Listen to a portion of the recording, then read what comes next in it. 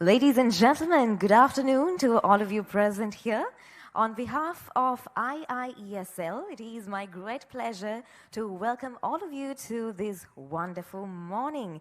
Now, as we approach the beginning of our formal proceedings, I would like to draw the attention of our awardees here to this announcement. So this announcement is for our awardees. Once you come on to the stage to receive your award, please be sure to stand on the X mark that is there on the stage. So this is so that you will be properly aligned for the official photograph. So dear awardees, make sure that you stand on the place that is marked on the stage. And we are awaiting the arrival of our dignitaries. We got to know that our chief guest is already here. So I'd like to request all of you to take your seats now and make yourselves comfortable. And in the meantime, there are a couple of announcements we would like to make to ensure the smooth flow of our ceremony. Please be kind enough to turn off your mobile phones or put it on silent mode. And if any of you have brought your little ones, please make sure that they don't disturb the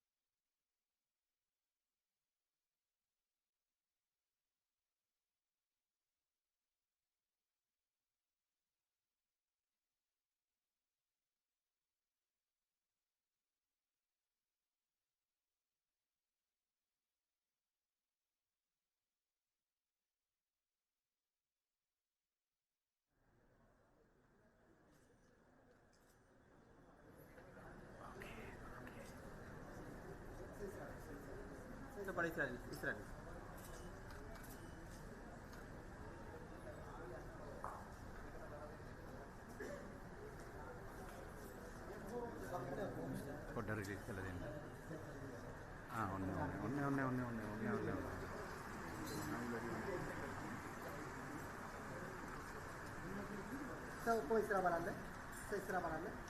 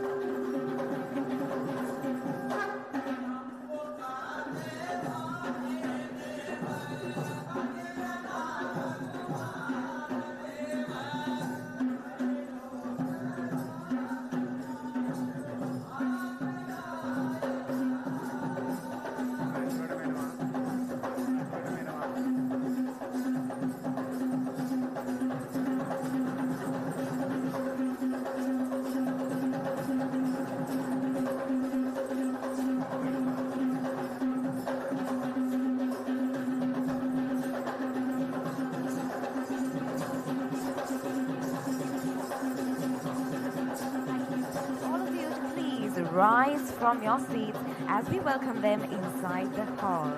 And they're being escorted into the hall by the grace of the Kandyan dancers along with the magnificent beads of Sri Lanka.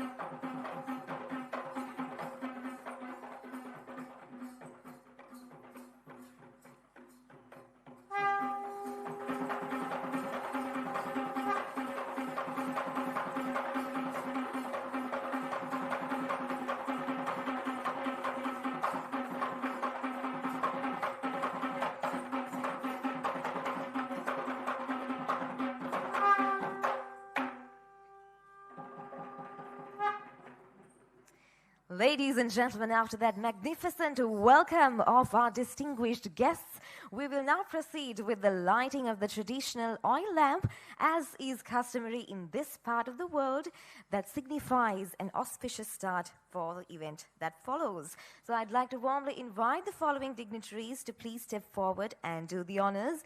Our chief guest, Honorable Dr. Susil Ranasinghe, Member of Parliament, Minister of Housing, Construction and Water Supply; Engineer Ananda Gunawardena, President, Institution of Incorporated Engineers, Sri Lanka; Guest of Honour, Honorable Dr. Madhura Seneviratne, Member of Parliament, Deputy Minister of Education and Higher Education; Guest of Honour, Honorable Engineer Janitha Ruwan Kodithuwaku, Member of Parliament, Deputy Minister of Ports and Civil Aviation; Special Guest, Senior Professor K.L.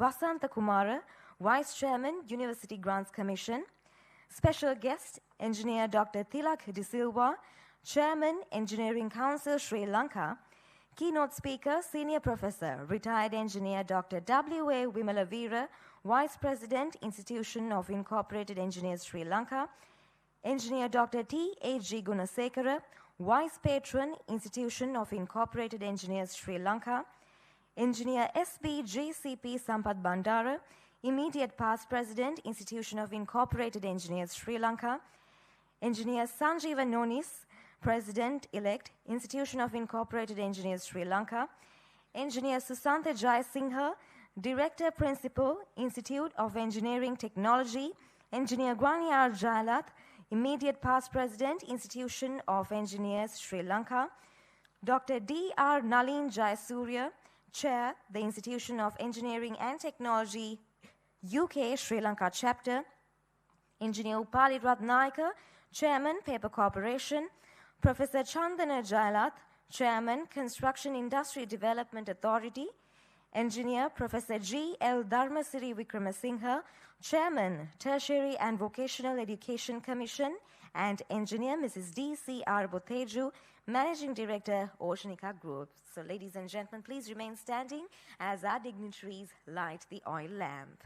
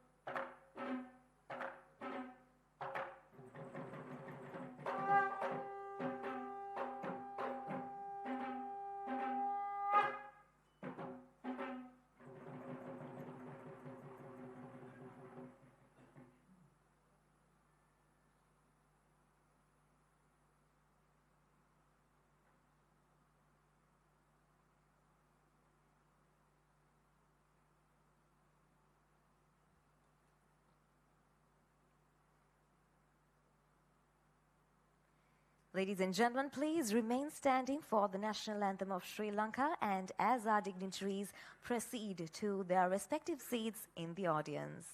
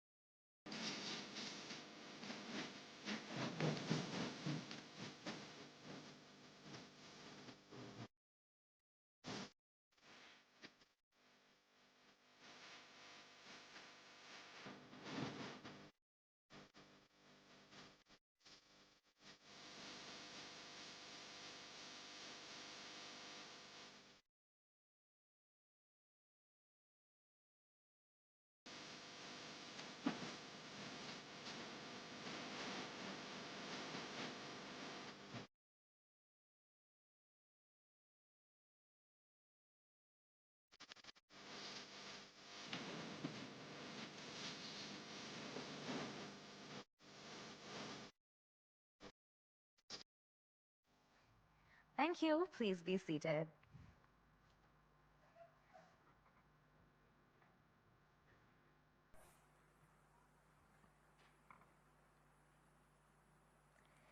Ladies and gentlemen, the Institution of Incorporated Engineers Sri Lanka, or as we commonly call it, IIESL, has for nearly 5 decades stood as a respected professional body committed to upholding the standards of engineering technology and fostering innovation across the disciplines.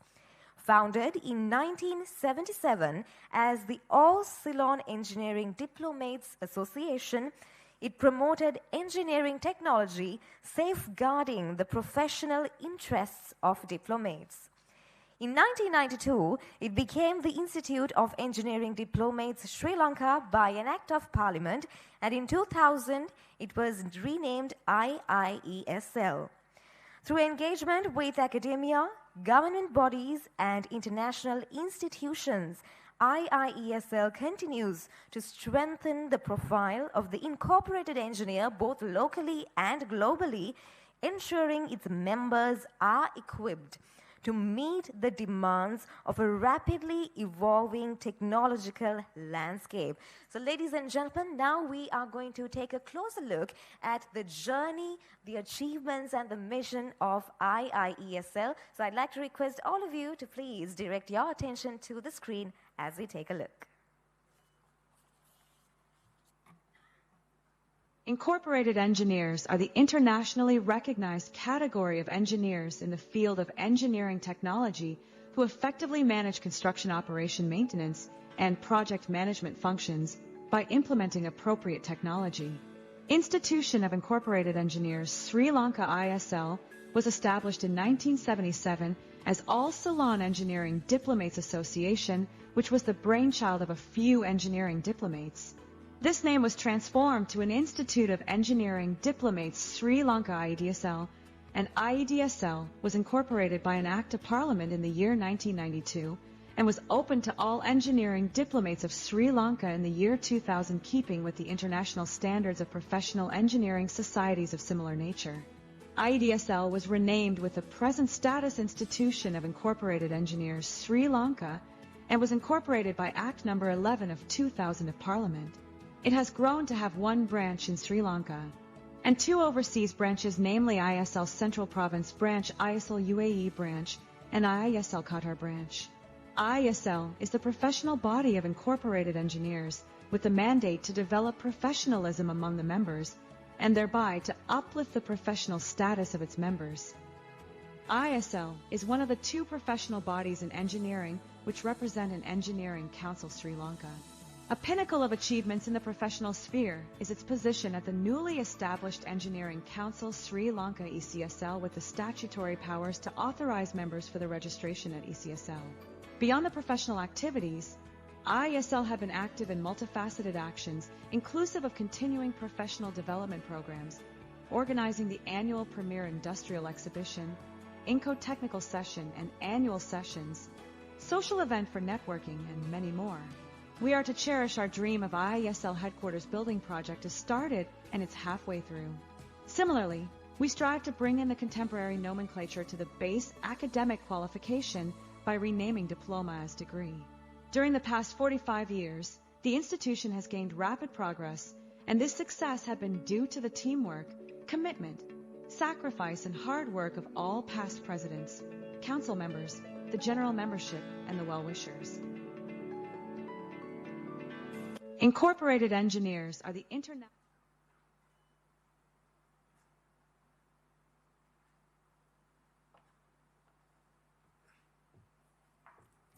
Well, after that brief look at the story of IIESL, ladies and gentlemen, once again, a very good afternoon to all of you present here. It is with great pride and pleasure that I extend a heartfelt welcome to our honored dignitaries, distinguished guests, esteemed members of the engineering community, and of course, each and every one of you present here. Ladies and gentlemen, welcome to the awarding ceremony 2026 of the Incorporated Institution of Engineers, Sri Lanka. Can we begin with a big round of applause, everyone? Ladies and gentlemen, today marks not only a ceremonial gathering, but also a significant professional milestone, a celebration of achievement and continued commitment to excellence in the field of engineering technology. So as we reflect on the progress and contributions of our members, we also welcome and formally induct a new group of incorporated engineers into the professional fraternity. So ladies and gentlemen, therefore, without further ado, let's get our formalities started this afternoon. So now to officially welcome all of you and commence our proceedings, it is my greatest pleasure to invite on stage the President of IIESL, Engineer Ananda Gunawardena, for the official welcome address. Ladies and gentlemen, Engineer Ananda Gunawardena began his illustrious career after earning his National Diploma in Technology, Civil Engineering from the University of Moratuwa, followed by advanced academic achievements including an MBA, Executive Diplomas, Advanced Diploma, and graduateship of City and Guilds Institute, UK. His strong academic foundation laid the path for a distinguished career within the Board of Investment of Sri Lanka, where he held numerous senior leadership roles. Over the years, he served with distinction as a Zonal Director, Sitawaka Export Processing Zone, and many more senior management positions over the 35 years of his semi-government service. He has represented Sri Lanka internationally through professional training programs in Malaysia and China, focusing on investment promotion and industrial park management. He holds multiple fellowships and memberships and is currently serving as the President of the Institution of Incorporated Engineers, Sri Lanka. Ladies and gentlemen, Mr. Gunawardena continues to lead with vision and dedication, promoting professional excellence, ethical leadership, and national development. So please give a big round of applause as we welcome the President of IIESL, Engineer Ananda Gunawardena.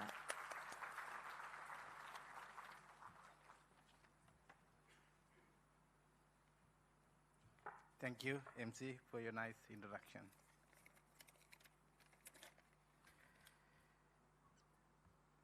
MC has already welcomed everyone, but as a customary, it's my duty to welcome each one of you for this ceremonial occasion, our membership award ceremony today at BMICH. First and foremost, I welcome our Honorable Dr. Susil Ranasinghe, Minister of Housing, Construction and Supplies, as a chief guest today. Sir, your presence here today added the glamour to our ceremony. Thank you very much for you being here today, accepting our invitation. Our guest of honor here today, Dr. Madhura Senaviratne, Deputy Minister, Education and Higher Education. Your presence also equally important for us to have this ceremony. Thank you, sir, accepting your invitation and being here as a guest of honor. I welcome you for this occasion. And also especially since we are an institution who are recommending incorporated engineers to the Engineering Council of Sri Lanka, we have invited Dr. Tilak De Silva, Chairman of Institute of Engineering Council of Sri Lanka. Thank you, sir, accepting our invitation. Your presence here today is greatly honored. And also, even though we have invited Deputy Minister Janitha Ruwan Kodituakku, he is again a member of this institution. Sometimes get late, but it's my duty to welcome him as well because he accepted our invitation even though little late. And our own Vice Patron, Dr. T.A.J. Gunasekara, you are here today. Thank you so much accepting our invitation, and you are welcome to this occasion warmly. And also, we have invited our sister organization, maybe our Institute of Engineers Sri Lanka, representing its president. We have with us Engineer Granny Jayalat, immediate past president. Thank you, sir, for your presence here today. You are welcome to the occasion. And also Susancha Jayasinghe, Director, Principal, Institute of Technology, Katunayaka. And also we have with us National Construction Association representing its CEO, Engineer Gunawardena. And also we have Professor Dharmasiri Wickramasinghe, Chairman, Tibet. Thank you, sir, your presence here today, accepting our invitation. Your presence is very important for us. It's made additional color to this event. And Dr. Lalitha Dheera, again, Director General of TVEC, thank you for your presence here today. And also our own Mrs. Chitra Boteju, Director of Oceanica Group. Thank you, madam. Always you are with us. Any occasion when we invited, you accept our invitation. So you are here today with your busy schedules. Thank you. And also Dr. Semananda, representing I2M. You also have made your time to present here. Thank you, madam, for your presence here today. You are welcome as the president of IIESL for this wonderful occasion. And again, Chairman, National Paper Corporation, again our own member, Engineer Upali Ratnayaka. You are always with us for any functions or any activity. You are with us. Thank you for accepting our invitation. And we have invited the SIDA Chairman. And especially, I should mention here, we have special group of dignitaries here, because recently we have accredited the degree program conducted by KDU, and then we have accepted by proposing gap filling course. Today also we have a report to be submitted. So our invitation accepted by Air Force and representing Air Vice Marshal Gihan Seniviratna. Thank you very much, sir, you are present here today. And also we have Indika Wickramasinghe, Director Engineering, Aeronautical Engineering, Sri Lanka. Thank you, sir.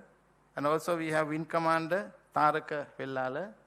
And also we have again sometimes one of our council member, Air Commodore Engineer Martino.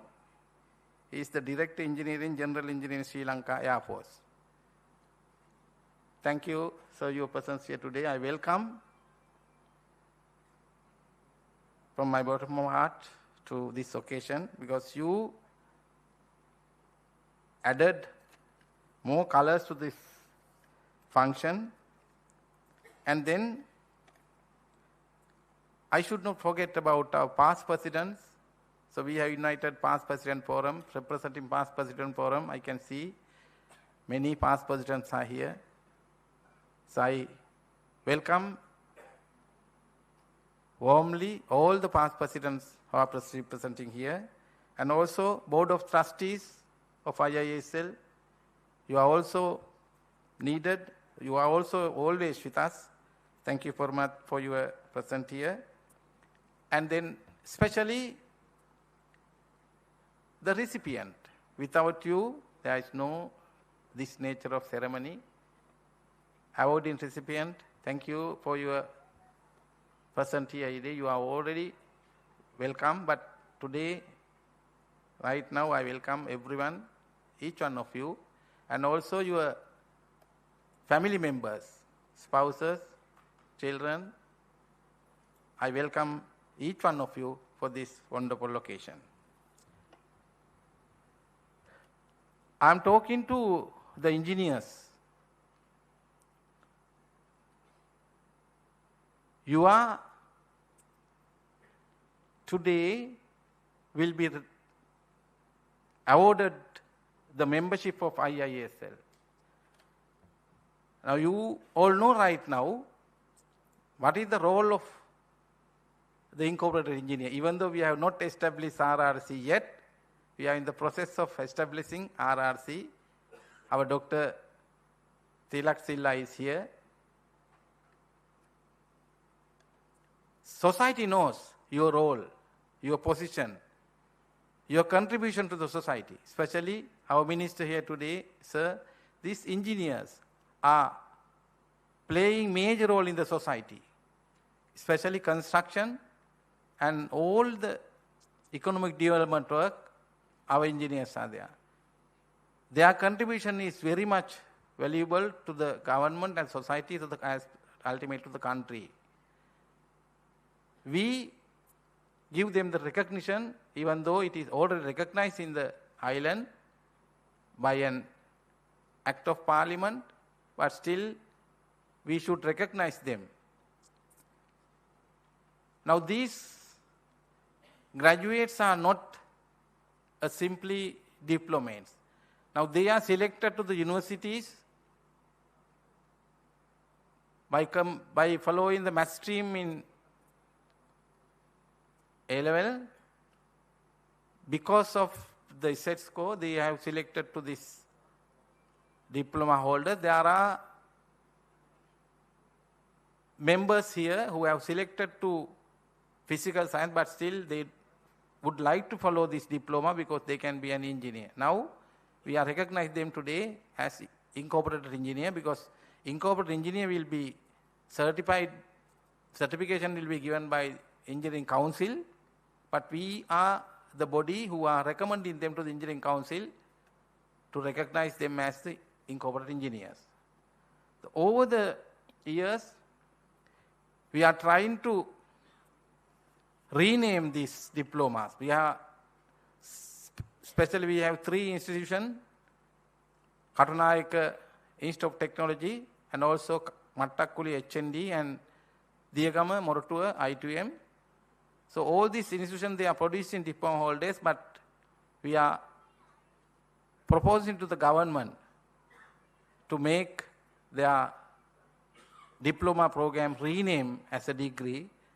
I think government will listen to us, and with the ministers we have right now. So I am convincing, I am again, of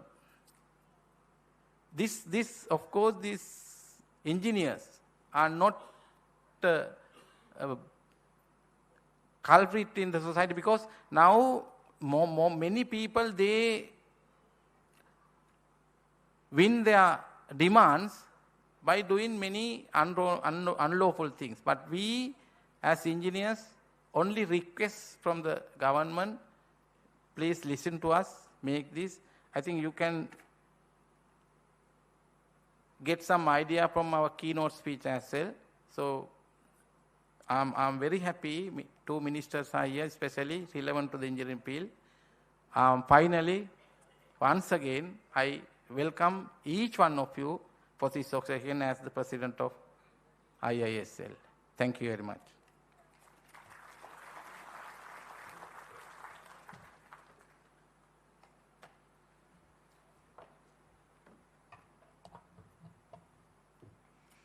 Thank you very much, sir, for your warm words of welcome and for briefly highlighting the background of the incorporated engineer at the very outset.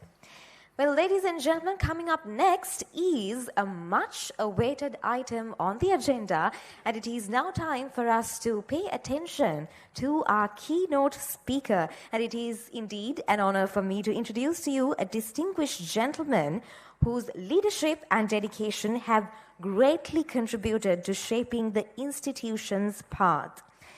Ladies and gentlemen, Senior Professor, Retired Engineer, Dr. W.A. Vimalavira is the Chairman of the Accreditation Board and the Chairman of the Education and Training Committee, as well as a Vice President and a Council Member of the IIESL of the current session.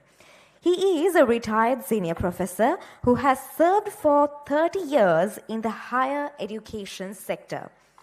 He worked as a lecturer and later as a senior lecturer at the University of Moratuwa, as a lecturer and later as an assistant professor at the Hong Kong Polytechnic University, as a senior lecturer, professor and senior professor in textile and apparel technology of the Open University of Sri Lanka. During this period, he served as the head of the Department of Textile and Apparel Technology and as the Dean of the Faculty of Engineering Technology. He started his higher education at the University of Ceylon, Katubad campus, and earned the National Diploma in Technology in Mechanical Production Engineering. Thereafter, he worked in the Sri Lankan industry for about 3 years and was awarded with a scholarship by the government of the German Democratic Republic to study textile engineering. He completed his German language course at the Herder Institute of the Karl Marx University, Leipzig. He studied textile and clothing engineering at the Technical University Dresden, Germany, and graduated as a diploma engineer, MSc, and then he was awarded with the scholarship by the Otto Benecke Foundation, Bonn, to join the Institute for Textile and Process Engineering of the Stuttgart University, Federal Republic of Germany, as a research fellow. During his stay at this institute, he carried out research work inter alia, a project leading to his doctor engineer PhD qualification, which was awarded in March 1987. He is a fellow of the Institution of Incorporated Engineers Sri Lanka and a chartered textile technologist and a fellow of the Textile Institute UK. So ladies and gentlemen, with such a glittering set of achievements and accomplishments, please give a big round of applause as we welcome our keynote speaker, Senior Professor, Retired Engineer, Dr. W.A. Vimalavira.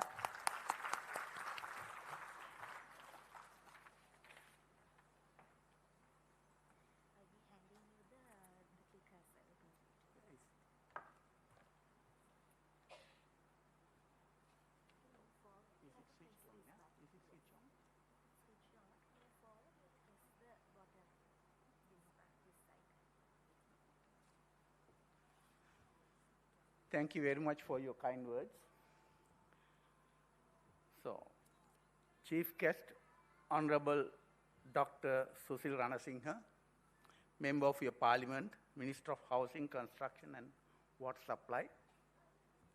Guest of Honor, Honorable Dr. Madhura Seneviratne, Member of Parliament, Deputy Minister of Education, Higher Education and Vocational Education. Distinguished invitees, President of the IIESL, Council members, past presidents, awardees, ladies and gentlemen. I feel deeply honored to be invited to deliver this keynote speech by the organizing committee of this event. And I am very much thankful to the organizing committee for that invitation. I also would like to use this opportunity to extend my best wishes to the new members of the Institute, those who are awarded with memberships of the Institute in the classes of Associate Member and Member today at this occasion.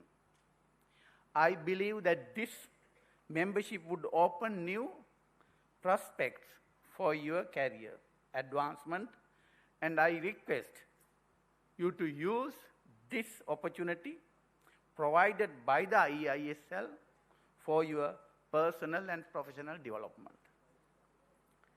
The title of my address is Technical Technological Education in Sri Lanka. Initially, the organizing committee proposed me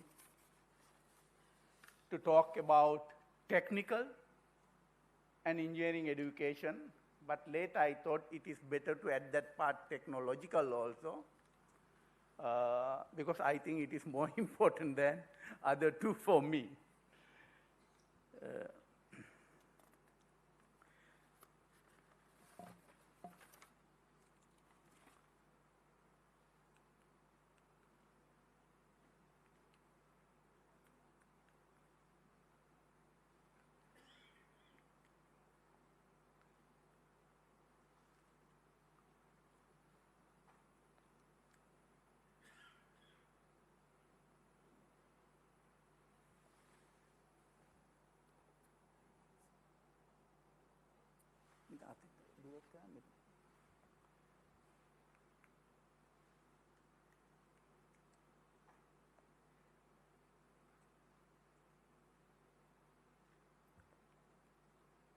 Okay.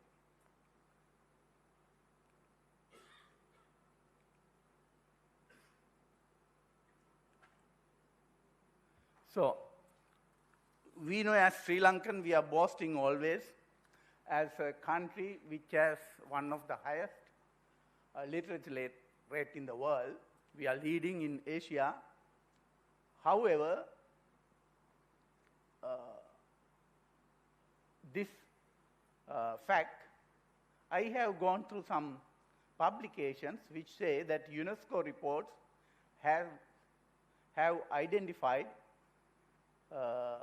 critical and ongoing needs are there in Sri Lanka's technical and vocational education.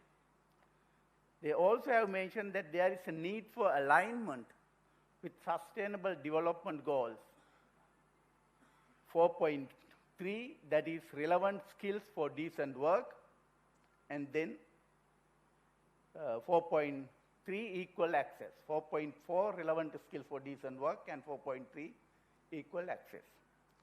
So I would like to start with that statement because in my speech I am going to touch on these facts. So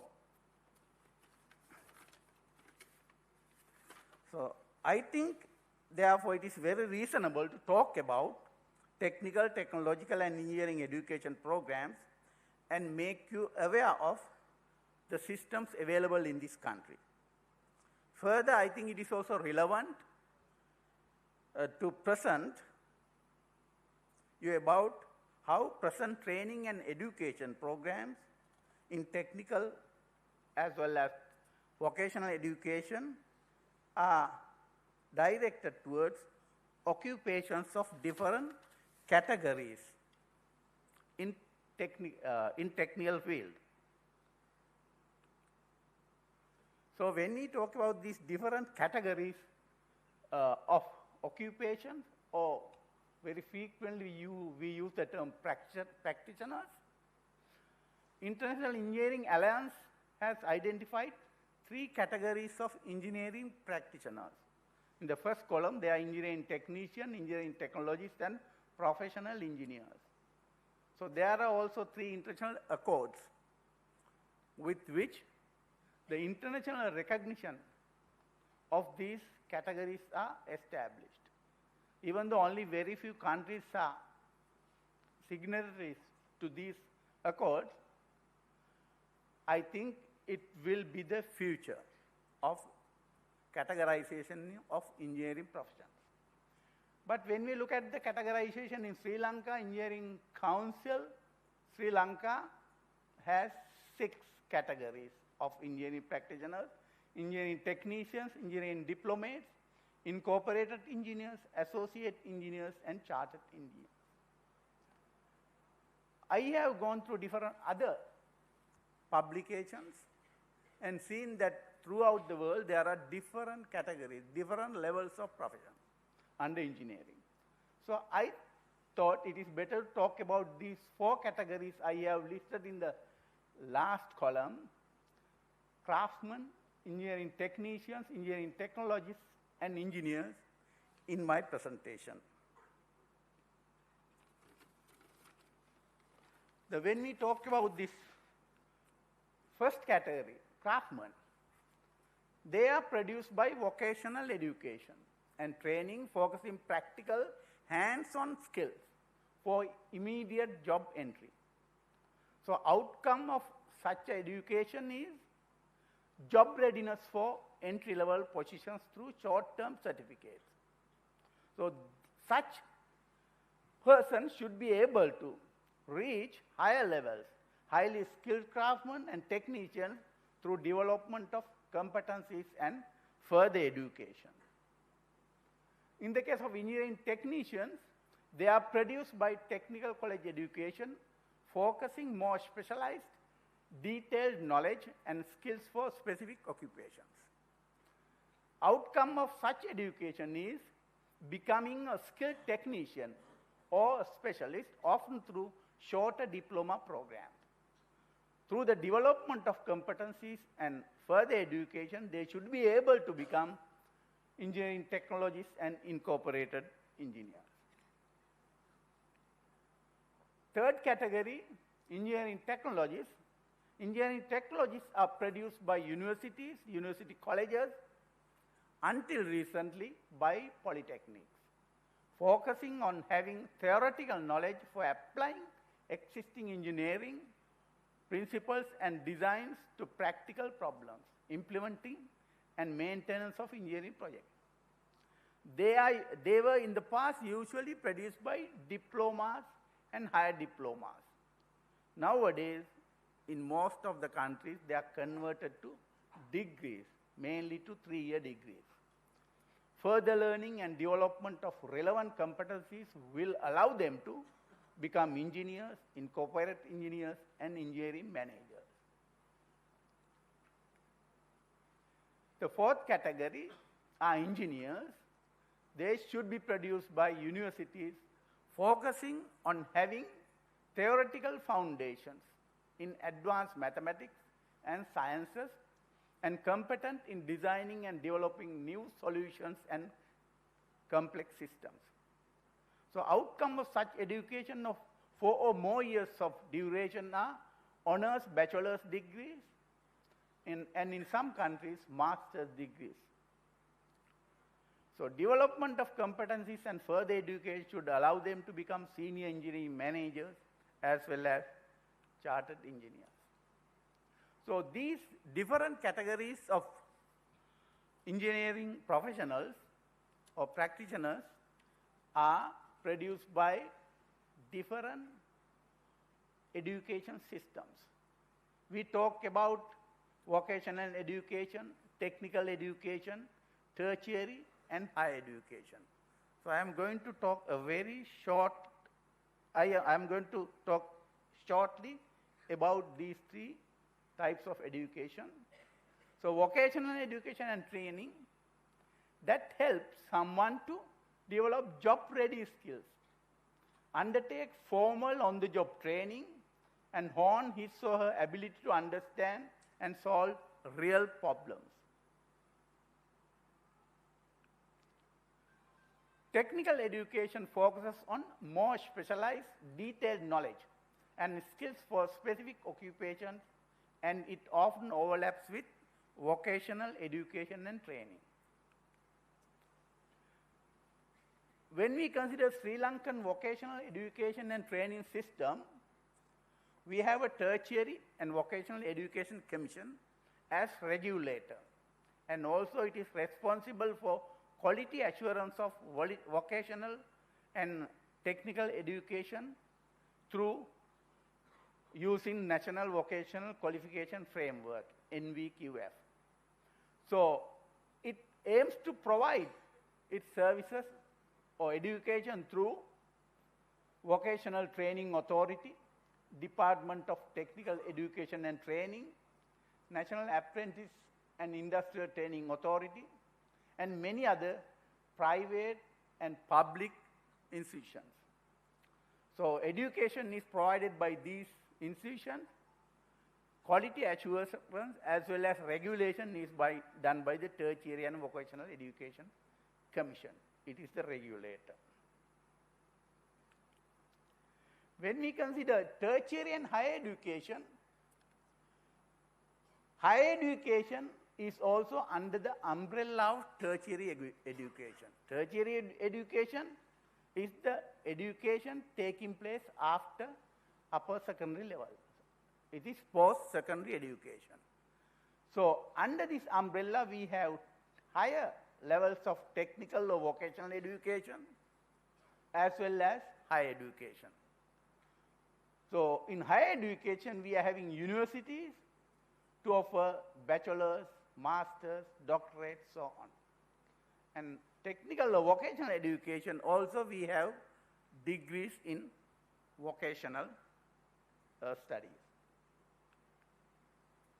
When we look at the Sri Lankan system of tertiary education, as I have already mentioned, tertiary education is also having vocational part in it and also higher education. We have already spoken about vocational education. When we consider higher education, in Sri Lanka we have Ministry of Higher Education, under which University Grants Commission. So University Grants Commission is aiming to provide education through different university systems. There are state universities under the UGC. There are state universities which are not directly under universities, but under ministries, under the Higher Education Ministry as well as Defense Ministry. And then private universities offering UGC accredited programs, as well as private institutes offering foreign degrees.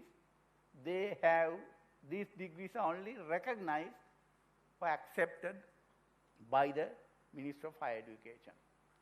So the quality is assured in programs offered by our universities by the Quality Assurance and Accreditation Council of the UGC.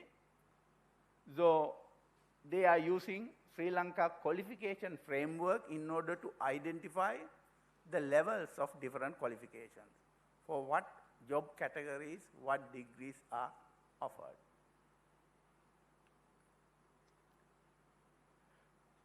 So when we talk about technical and engineering education opportunities in Sri Lanka, we have very recently, few months back, prepared a document which was summarizing technical and engineering educational opportunities available in Sri Lanka, and we have also handed over that to Ministry of Higher Education.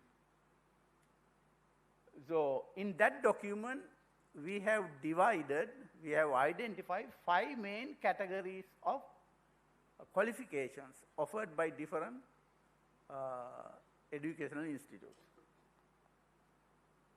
So, only problem is I have a link here to a Word file. It may not be possible to access now. I don't know how to access that with this one. So that chart is also here. I think it is good enough. You all can see. This summarizes most of the institutions available in Sri Lanka. So in the first part, you can see at far right and far left, 2 narrow columns give NVQ levels and SLQ levels. And then in 5 broader columns, we have separated by these light color small columns, 5 areas. In the first column, state sector institution comes under UGC. In the second column, state-owned institutions, but they are non-UGC. Then the third column, private sector institutions providing UGC accredited academic qualifications.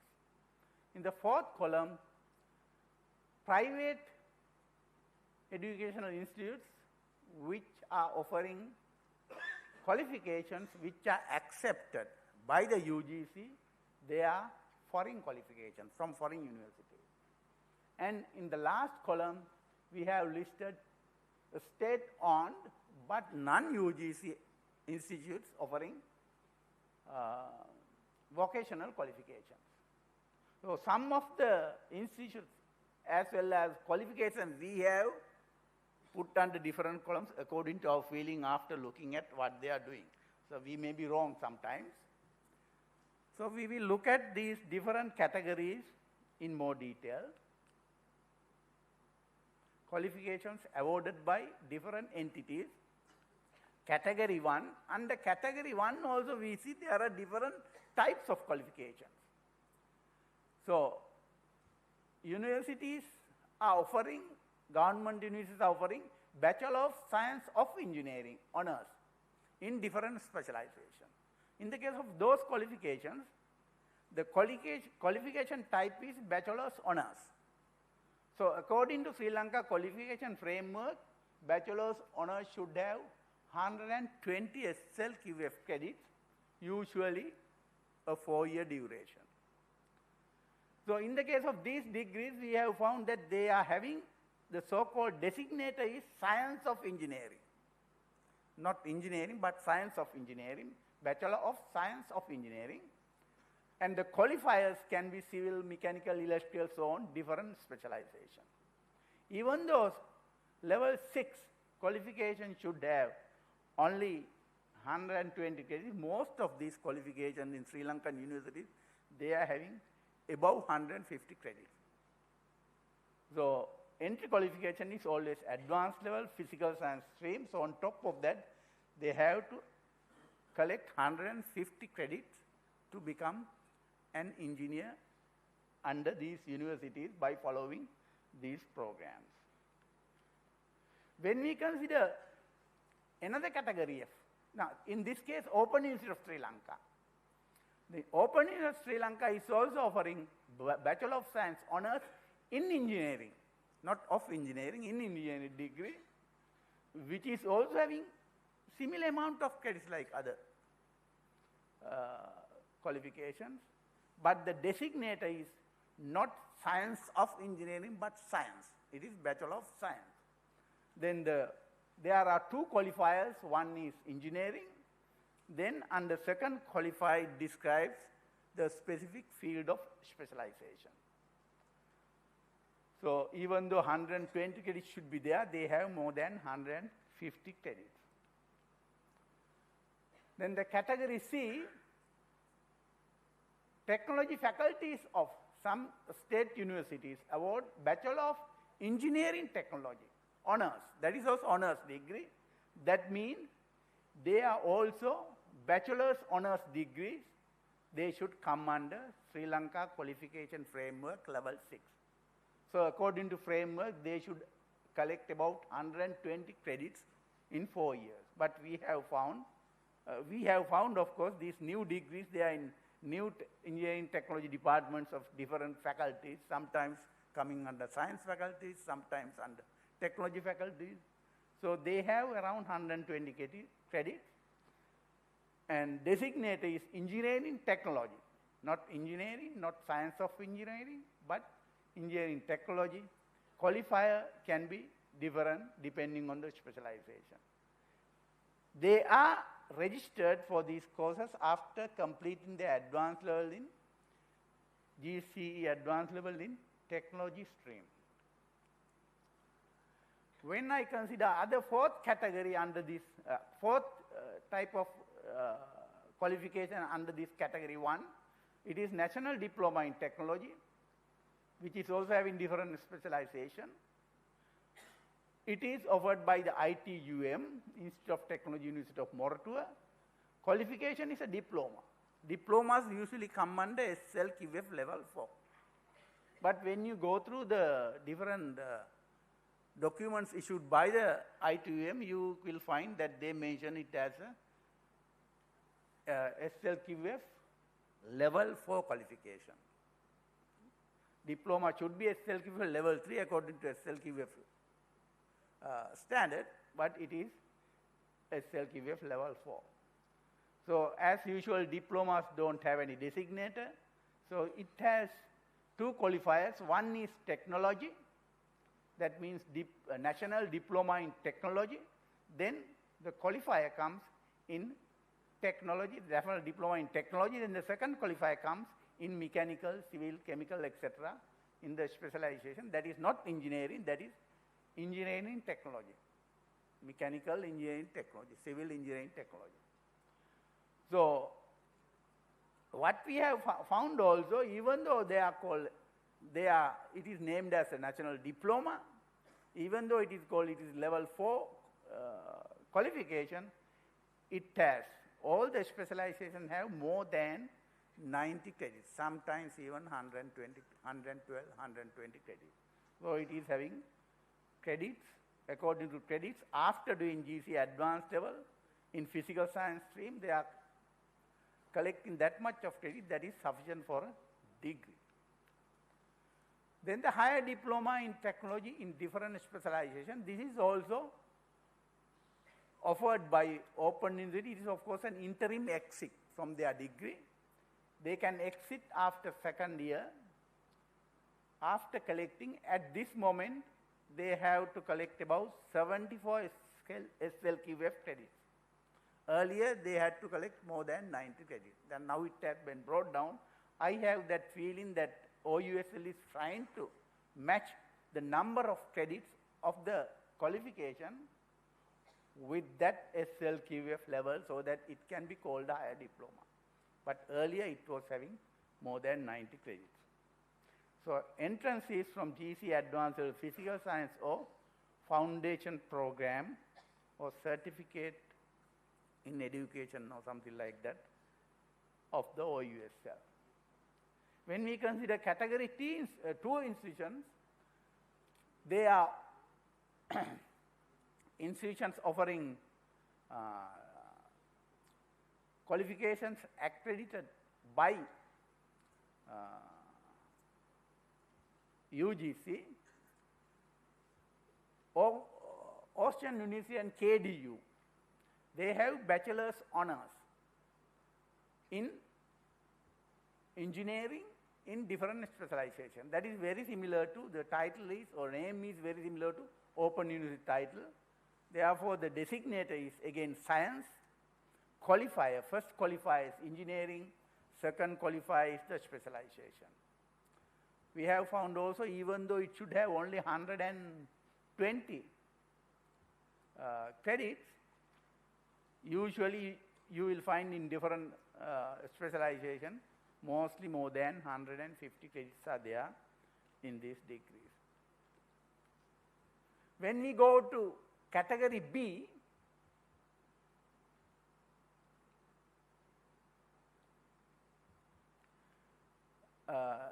second group, there we can find NIBM, National Institute of Business Management. They are offering a Bachelor of Engineering Technology. Engineering Technology degree. It is a bachelor's honors degree, should be of SLQF level 5, having 120 credits. But this is, even though it is called Bachelor of Engineering Technology, it is of course a UK qualification. It is having 320 UK credits. So it is not recognized as a SLQF level 6 qualification in Sri Lanka. Category 2, Group C, Higher National Diploma in Engineering in different specializations offered by SLIAT or Advanced Technology Institute, ATI of SLIAT. Their qualification is called Higher Diploma. It is at present, to my knowledge, recognized as a level 6, NVQ level 6 qualification. It should be, of course, equivalent to SLQF level 4 with, of course, gap filling. So minimum required SLQF credits is 60 in this case, but we have found this qualification is also having more than 90 SLQF credits. They usually give credits in different systems, but when we convert them, they are having more than 90 credits. That means even though it is called a higher diploma, it is also having credits of a degree. In their case also, this is after GC Advanced Level Physical Science stream. Same thing we can observe in the case of Institute of Engineering Technologies, NITA, National Diploma in Engineering Science. This National Diploma in Engineering Science, so the title is Diploma, therefore it should be SLQF3, but this is also NVQ level 6, that is equivalent to SLQF level 4. So minimum requirement in SLQF credits is for a diploma only 60, but it has again more than 90 credits accumulated in 3 years after GC advanced level physical science stream. So that is also a question for us why it should not be in SLQF level 5, why it should not be a degree. When we consider category 3, these category 3 are UGC accredited degrees. There are a number of private campuses, NSBM, SLTC, SLIT, so on, offering this degree. It is known as Bachelor of Science Honours in Engineering. So in the name of the degree, it is similar to what is offered by Open University. And this qualification is SLQF level 6. SLQF level 6, as I mentioned, it should have 120 degrees in 4 years. They also have 120 SLQF credits in 4 years. So these degrees are local degrees offered by these private institutions. They are all accredited degrees, accredited by the University Grant Commission or Quality Assurance Council of the government. Category 4, as I have mentioned, private institutes awarding UGC accepted foreign degrees. There are again number of private institutions. Some were there also in the previous list. They offer Bachelor of Engineering degrees. Now science part is no more there. Their qualification type is bachelor's, designate is engineering, qualifier can be civil, mechanical, electrical, so on, the field of specialization. We have noticed that they have, when we convert, more than 120 SLQF credits accumulated in 3 years. All these are recognized by the UGC as recognized degrees, recognized engineering degrees. Under category 5, as I have mentioned, they are vocational qualifications offering institutes. Univotech is having its Bachelor of Engineering Technology, a 3-year degree. We have calculated, they are calculating the credit in a different way. We have converted them to SLQF credits and found that they have less than 90 SLQF credits. It is regulated by TVEC. Then the Air Force Academy, it is affiliated to KDU. We have also evaluated this qualification. Of course, this number of credits is given as 120. It is more than 120 because they have a lot of military training and different other courses which we have not counted, but it has 120 credits. It is also called a bachelor degree. Degree is awarded by KDU. So it is, of course, meeting all the requirements for a degree to be called a degree. Then the Naval Institute of Technology has a National Diploma in Technology. It is also a 3-year qualification which has less than 90 SLQF credits. In their case also, in the previous cases, in the case of Air Force Academy, 3 passes in GC advanced level entrance, but here they don't need that requirement. In the case of National Diploma in Technology of Naval Institute, entry qualification is lower than 3 passes in GC advanced level math stream.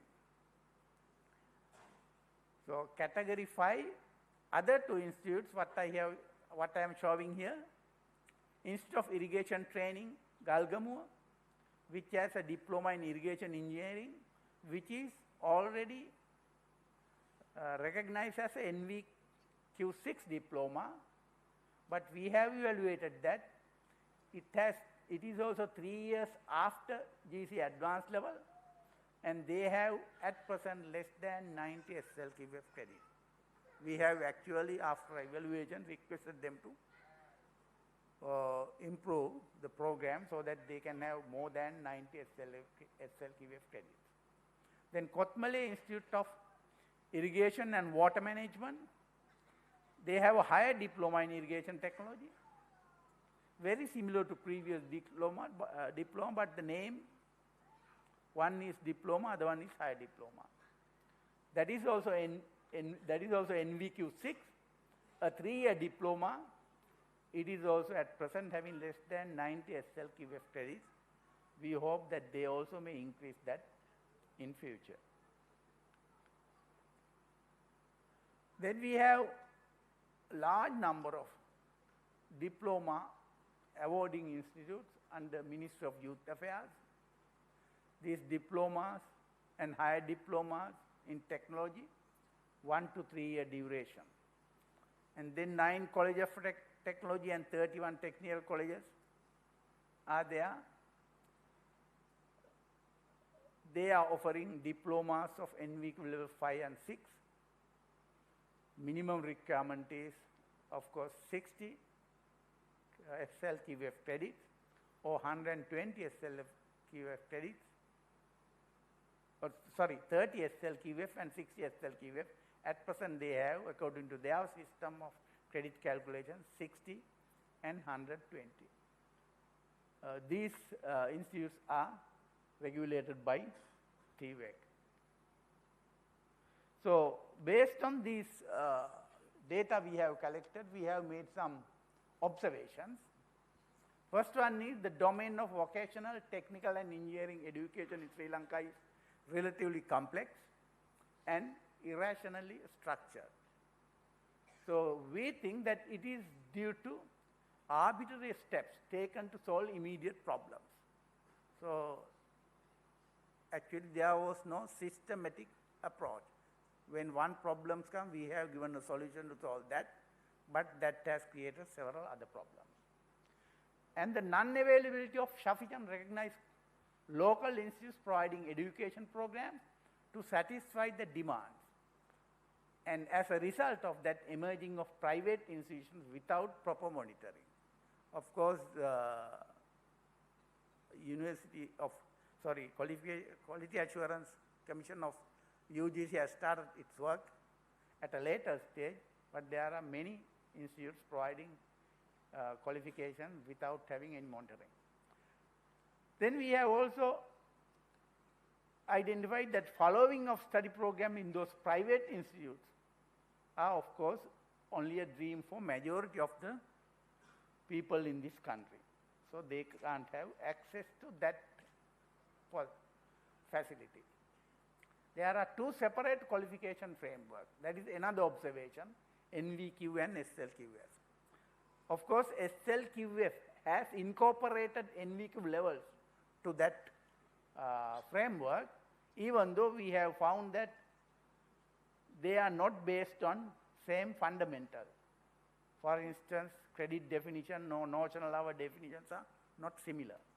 So we think that these 2 frameworks should be amalgamated. There should be only one framework. What we have further observed is that even more than a decade after the formulation of Sri Lanka qualification framework, the higher education institutes have been unable to implement it fully. They are trying to implement that. You have seen previously, there are sometimes, even though requirement is 120 credits, sometimes you can find degrees with 160, 70 credits. Lot of workload on the students, but at the end they are getting only a BSc honors degree. In other countries, after 3 years, people can get that. So that is also adversely affecting the selection of different qualification holders for different technical occupations. When you have a different credit level, but the qualification name is different, it is very difficult. As development of educational programs are outcome-based, it is necessary for them to be placed at the correct qualification levels, which are named correctly so that there is no ambiguity in the formulation of selection criteria for technical staff. So you can have diplomas ranging from NVQ level 3, 4, 5, 6, SLQF level 4. They have different learning outcomes, different levels of education, but same name. So it is a big problem for people, those who are formulating selection criteria, to formulate selection criteria. Qualifications with same qualification name have sometimes different learning outcomes. That is what I already mentioned. Or produce graduates with different competencies, mainly because some are academically oriented, others are vocationally oriented. So because of that reason, employers have difficulties in selecting employees suitable for different occupations. It is a challenge for professional institutes to offer their membership, which is required for registration as practitioners at the Engineering Council of Sri Lanka. Further, the qualification holders become very disappointed once they come to know that their qualifications do not provide opportunity to register in a particular practitioner category. That is experiencing we every day in Sri Lanka. So there are reasonable irregularities in mapping of Sri Lankan engineering educational qualification with engineering practitioner categories. So this is, here also I need a link. That link, can you activate that link? First bullet,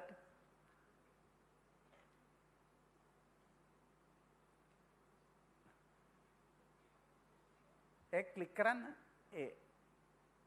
underline कर line.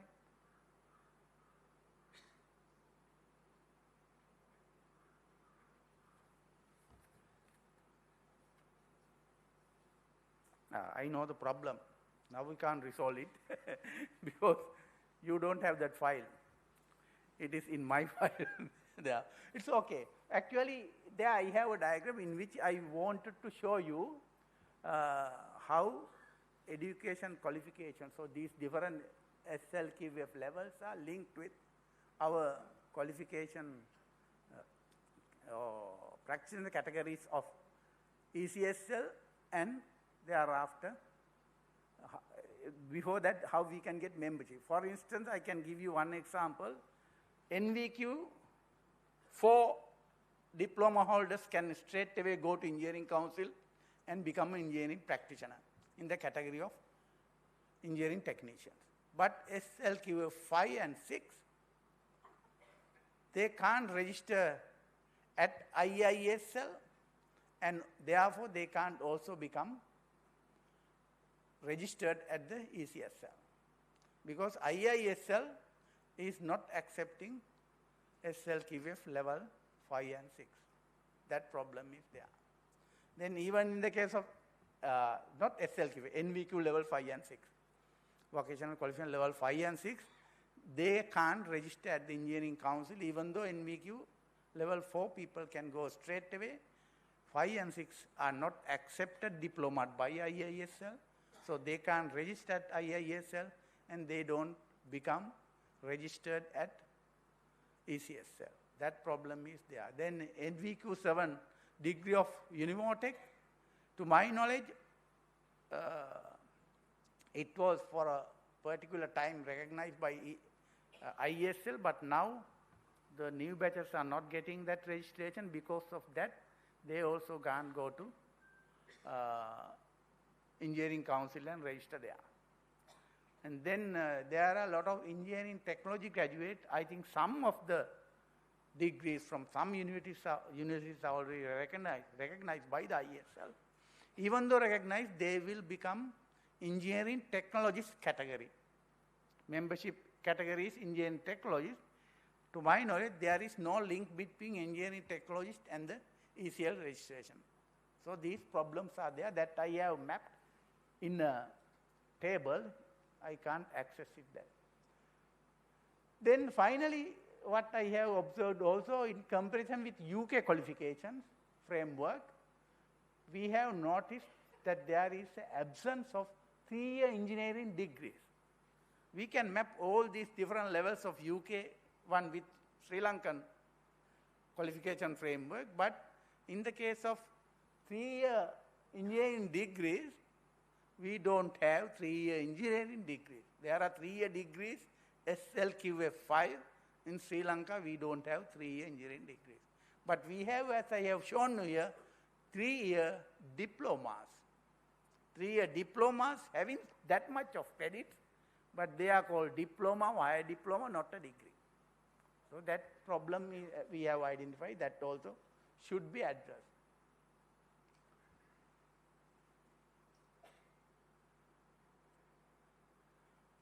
There are a few other observations, I can't remember them now without this table.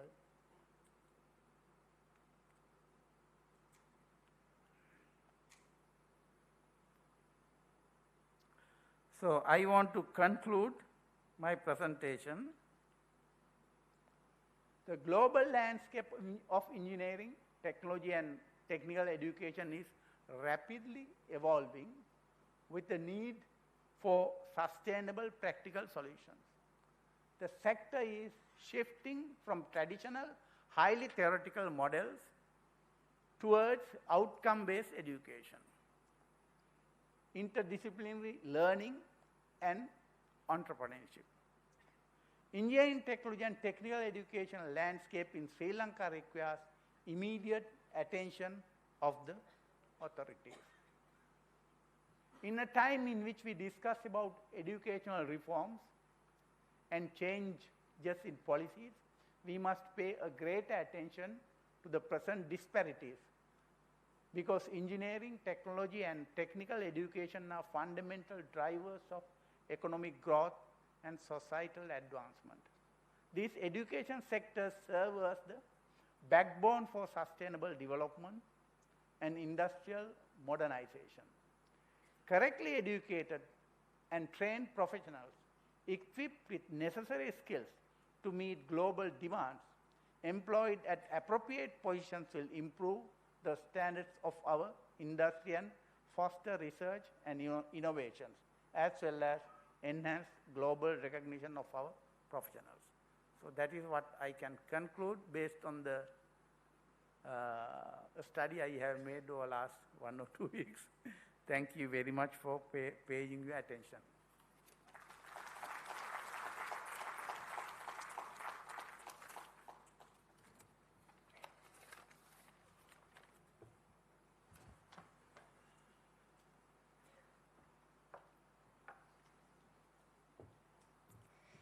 Thank you very much, sir, for so expertly yet so simply highlighting the qualifications and the different opportunities available to the incorporated engineer and for those who wish to become an incorporated engineer. Ladies and gentlemen, shall we give him another big round of applause, please?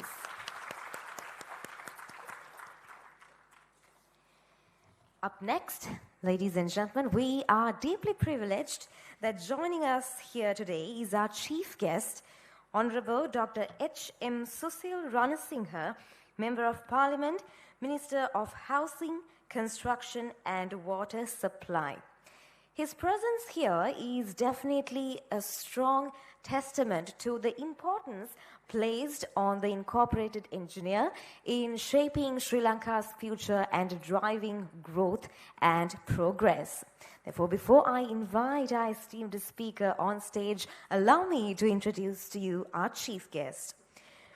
Honorable Dr. Susil Ranasinghe, a Member of Parliament, is a Sri Lankan politician and a medical doctor who was elected to Parliament in 2024, representing the Anuradhapura district.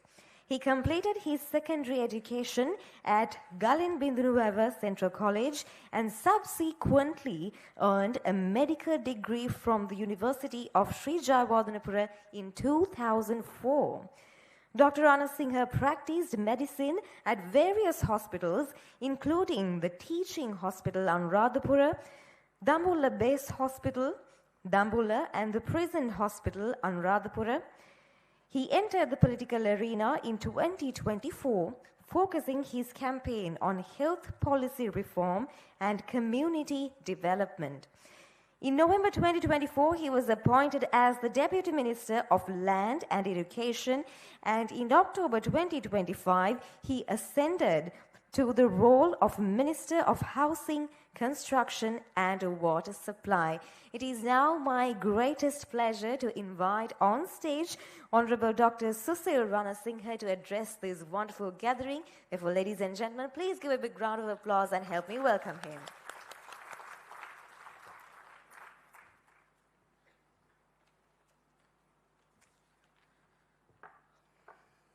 Thank you very much. Engineer Ananda Gudawadana, President of the Institution of Incorporated Engineers Sri Lanka, and Dr. Madhura Senivaratne, Honorable Deputy Minister of Education and Higher Education, and Senior Professor K.L. Vasanta Kumara, Vice Chairman of the University Grants Commission. He is not here.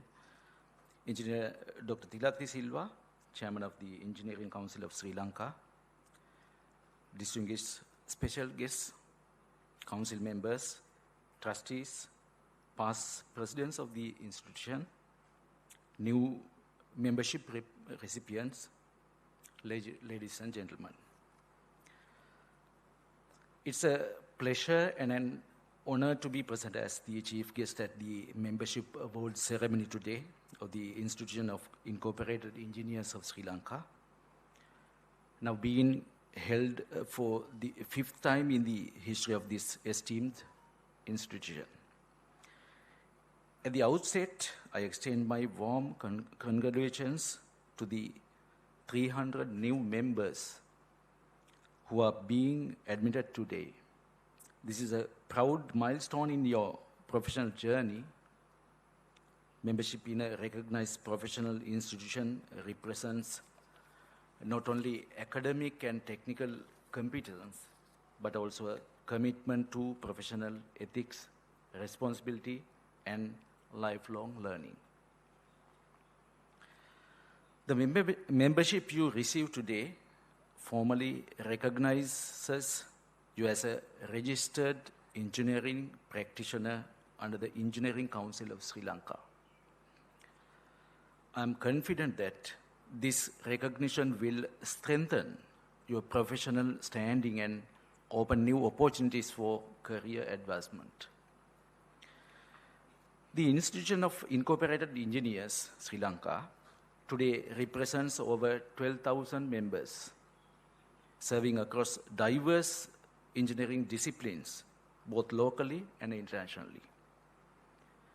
Meta engineers play a critical role in the successful implementation of engineering projects and in ensuring the quality, efficiency, and sustainability of national development efforts. Your contribution is essential to the continued growth and resilience of our economy. In conclusion, I once again congratulate all new members on this significant achievement.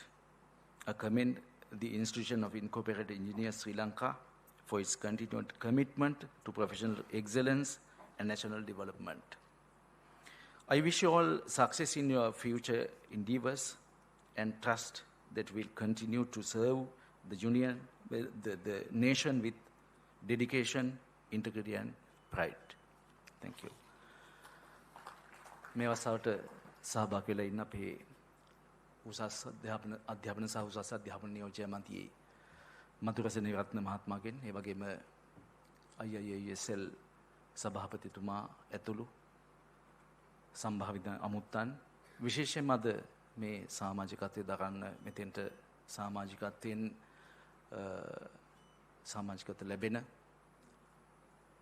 ඔබ සියලු දෙනාගෙන් වගේම මෙතන පවුලේ සමාජිකයන් සියලු ඇවිල්ලා ඉන්න ඒ සියලු දෙනාගේම අවසරයි මට වචන කීපයක් කතා කරන්න ඉඩ දෙන්න විශේෂයෙන්ම මාධ්‍යත් ඉන්න නිසා මම ඇත්තටම නිවාස ඉදිකිරීම සහ ජල සම්පාදන අමාත්‍යවරයා විදිහට සතුටු වෙනවා මේ අවස්ථාවට එකතු වෙන්න ලැබීම ගැන. එකක් මේ අපේ හමුවීම කාලීනයි. දෙවැනි එක අපි රජයක් විදිහට ප්‍රොෆෙෂනල්ස්ලා මුණ ගැහිම. ප්‍රොෆෙෂනල්ස්ලා සමග ගනුදෙනු කිරීම අපි හිතනවා අපි රජයක් විදිහටත් ප්‍රතිපත්ති සම්පාදකයන් විදිහටත් අපිට අතිශයින් වැදගත් වෙන නිසා. අපි රටක් විදිහට ගත්තාම මේ මොහොත මේ වෙලාව කියන්නේ රටක් විදිහට අපි වේදනාත්මකම අත්දැකීමකට මුහුණ දුන්නාට පස්සේ එතනින් නැගිටිමින් අවදි වෙමින් ඉන්න වෙලාවක්. ලෝකේ බංකොලොත් උනේ නැහැ රටවල් ගොඩක්. ලෝකේ බංකොලොත් උනේ රටවල් කීපයයි. අවාසනාවකට අපේ රටත් එතෙන්ට ඇද වැටුණා. ඇතරම රජයක් විදිහට අපිට 2025 අවුරුද්දේ 2024 අවුරුද්දේ අපි බලයට පැමිණියේ. 2025 අවුරුද්දේ අපිට තිබුණු ඉලක්කය තමයි මේ බංකොලොත් භාවයෙන් මුදාගෙන කොහොමද අපි නැවත නැගී සිටින්නේ කියලා. අපි 2026 මුල අපිට ආඩම්බරෙන් කියන්න පුළුවන් අපි ආර්ථික බංකොලොත් භාවයෙන් මිදිලා ආර්ථික වශයෙන් හිස ඔසවෙමින් තියෙන රටක් බවට අපිට පත් වෙන්න පුළුවන් වුණා 2025 අවුරුද්දේ. 2025ට කලින් ගත්තාම ආර්ථික බංකොලොත් භාවය නිසා එහෙම නැත්නම් කොවිඩ් අර්බුදය නිසා අපේ රට සම්පූර්ණ ඇද වැටලා තිබුණේ. මෙතන ඉන්න බොහෝ දෙනෙක් මේ ඉදිකිරීම් ශාස්ත්‍රය වගේම විවිධ ශාස්ත්‍රවල ප්‍රමුඛ කාර්යභාරයක් ඉෂ්ට කරන ප්‍රමුඛ කාර්යභාරයකට උරදෙන කණ්ඩායමක් අපි ඇද වැටලා තිබුණේ. දැන් අපි නැගී සිටමින් ඉන්නවා. අපි රජයක් විදිහට අපි පත් කරනකොට සාමාන්‍ය සමාජයේ තිබුණේ පාර්ලිමේන්තුව සුද්ධ කරමු.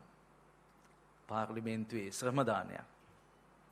ඒක ඒ වචනවලින්ම සමාජගත වුණේ පාර්ලිමේන්තුවට වෘත්තීමය භාවයක් එක් කරන්න ඕන කියන අදහසින්. පාර්ලිමේන්තුව වෘත්තිකයන්ගෙන් පුරවන්න ඕන කියන අදහසින්. මම හිතන්නේ අපි පාර්ලිමේන්තුවට පැමිණියෙත් අපි මේ අමාත්‍ය ධූර නියෝජ්‍ය අමාත්‍ය ධූර දරන්නෙත් ඒ ජනතා අභිලාෂය නිසා. අපේ පාර්ලිමේන්තු මන්ත්‍රීවරු 159 දෙනා අතර වෛද්‍යවරු ඉන්නවා 16 දෙනෙක්. ඉංජිනේරුවන් ඉන්නවා තව ප්‍රමාණයක්. විශ්වවිද්‍යාල ආචාර්ය මහාචාර්යවරුන් ඉන්නවා 16ක් විතර. මට හරියටම ගාන මතක නැහැ. 16ක් විතර. විවිධ ශාස්ත්‍රවල වෘත්තිකයන්. නිසා අපි මේ නියෝජ්‍ය ඇමති ධූර දරන්න කලින් අපි වෘත්තිකයන් විදිහට වසර ගණනාවක් ඔබේ වෘත්තියේ නොඋනම් අපි වෙනත් වෘත්තීන් වල වැඩ කරපු ඒවල අත්දැකීම් ලැබපු උදවිය නිසා අපි දන්නවා වෘත්තීමය භාවය කියන්නේ මොකක්ද කියලා. අපේ රටට හැම ශාස්ත්‍රයකටම වෘත්තීමය භාවයක් අත්‍යවශ්‍යයි. විශේෂයෙන්ම පාර්ලිමේන්තුවට. ඒ නිසා තමයි රටේ වෙනස කරේ. ඒ නිසා අපේ කාර්යභාරය අද දේශපාලනයට වෘත්තීමය භාවයක් ලබා දීම. දේශපාලන ගැන වෘත්තියක්. ඉංජිනේරු වෙන්න පුළුවන්, වෙන වෛද්‍යවරු වෙන්න පුළුවන්, ටීචර්ස්ලා වෙන්න පුළුවන්, හැමෝම වෘත්තීන්. හැබැයි දේශපාලඥයා පමණක් වෘත්තීමය භාවයක් දක්වන්නේ නැහැ. ඒ නිසානේ අර කාටුන් වල අඳිද්දී ඇමතිවරයා අඳිනකොට උලුප්පන ලක්ෂණ කීපයක් තියෙනවා. අඳින ඇඳුම, ඇඟේ හැඩය නේ. පාවිච්චි කරන වාහන හරි වටේ ඉන්න කණ්ඩායම් හරි එහෙම. අපේ රට වෘත්තීමය භාවයක් නැතුව රට ඉස්සරහට යන්න බෑ. ඒ නිසා එකක් අපිට අපෙන් බලාපොරොත්තු වෙන අභිලාෂය අපි මේ වෘත්තීමය භාවයක් ලබා දෙයි මේ දේශපාලනයට කියන එක. දෙවැනි එක රට සංවර්ධනය කරන්න වෘත්තිකයන්ගේ දායකත්වය හොඳින්ම ලබා ගනීය කියන අභිලාෂය තමයි අපි ලබා දීලා තියෙන්නේ. ඒ නිසා අපි ඇත්තටම තාමත් අපිටත් දේශපාලඥයෝ කියන එක පොලිටිෂියන් කියන එක අපිට මේ අපිටද කිව්වේ වගේ කියලා හිතෙනවා. ඒ කියන්නේ අපි තාම අපේ මානසිකත්වයේ මනෝභාවය අපි වෘත්තිකයන් මට්ටමින් හිතන නිසා. ඒ නිසා අපි ඇමතිවරු වුණාට අපි තාම වෘත්තිකයන් මට්ටමින් තමයි කල්පනා කරන්නේ. අපේ අමාත්‍ය භූමිකාවට අපි වෘත්තීමය ප්‍රවේශයක් තමයි ලබා දෙන්නේ. අපි අමාත්‍යංශ හසුරුවද්දී අපි වෘත්තීමය විදිහට තමයි ඒක හසුරුවන්නේ. අපි ඒ විදිහට අපේ වෘත්තීමය ජීවිතයක් ගොඩ නැගිලා තියෙන නිසා.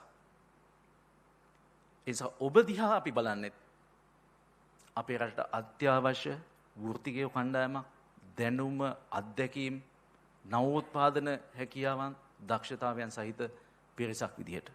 ඒකයි මම කිව්වේ මට අමාත්‍යවරයා විදිහට අද ඔබ මේ හමුවීම අතිශය වැදගත් කියලා.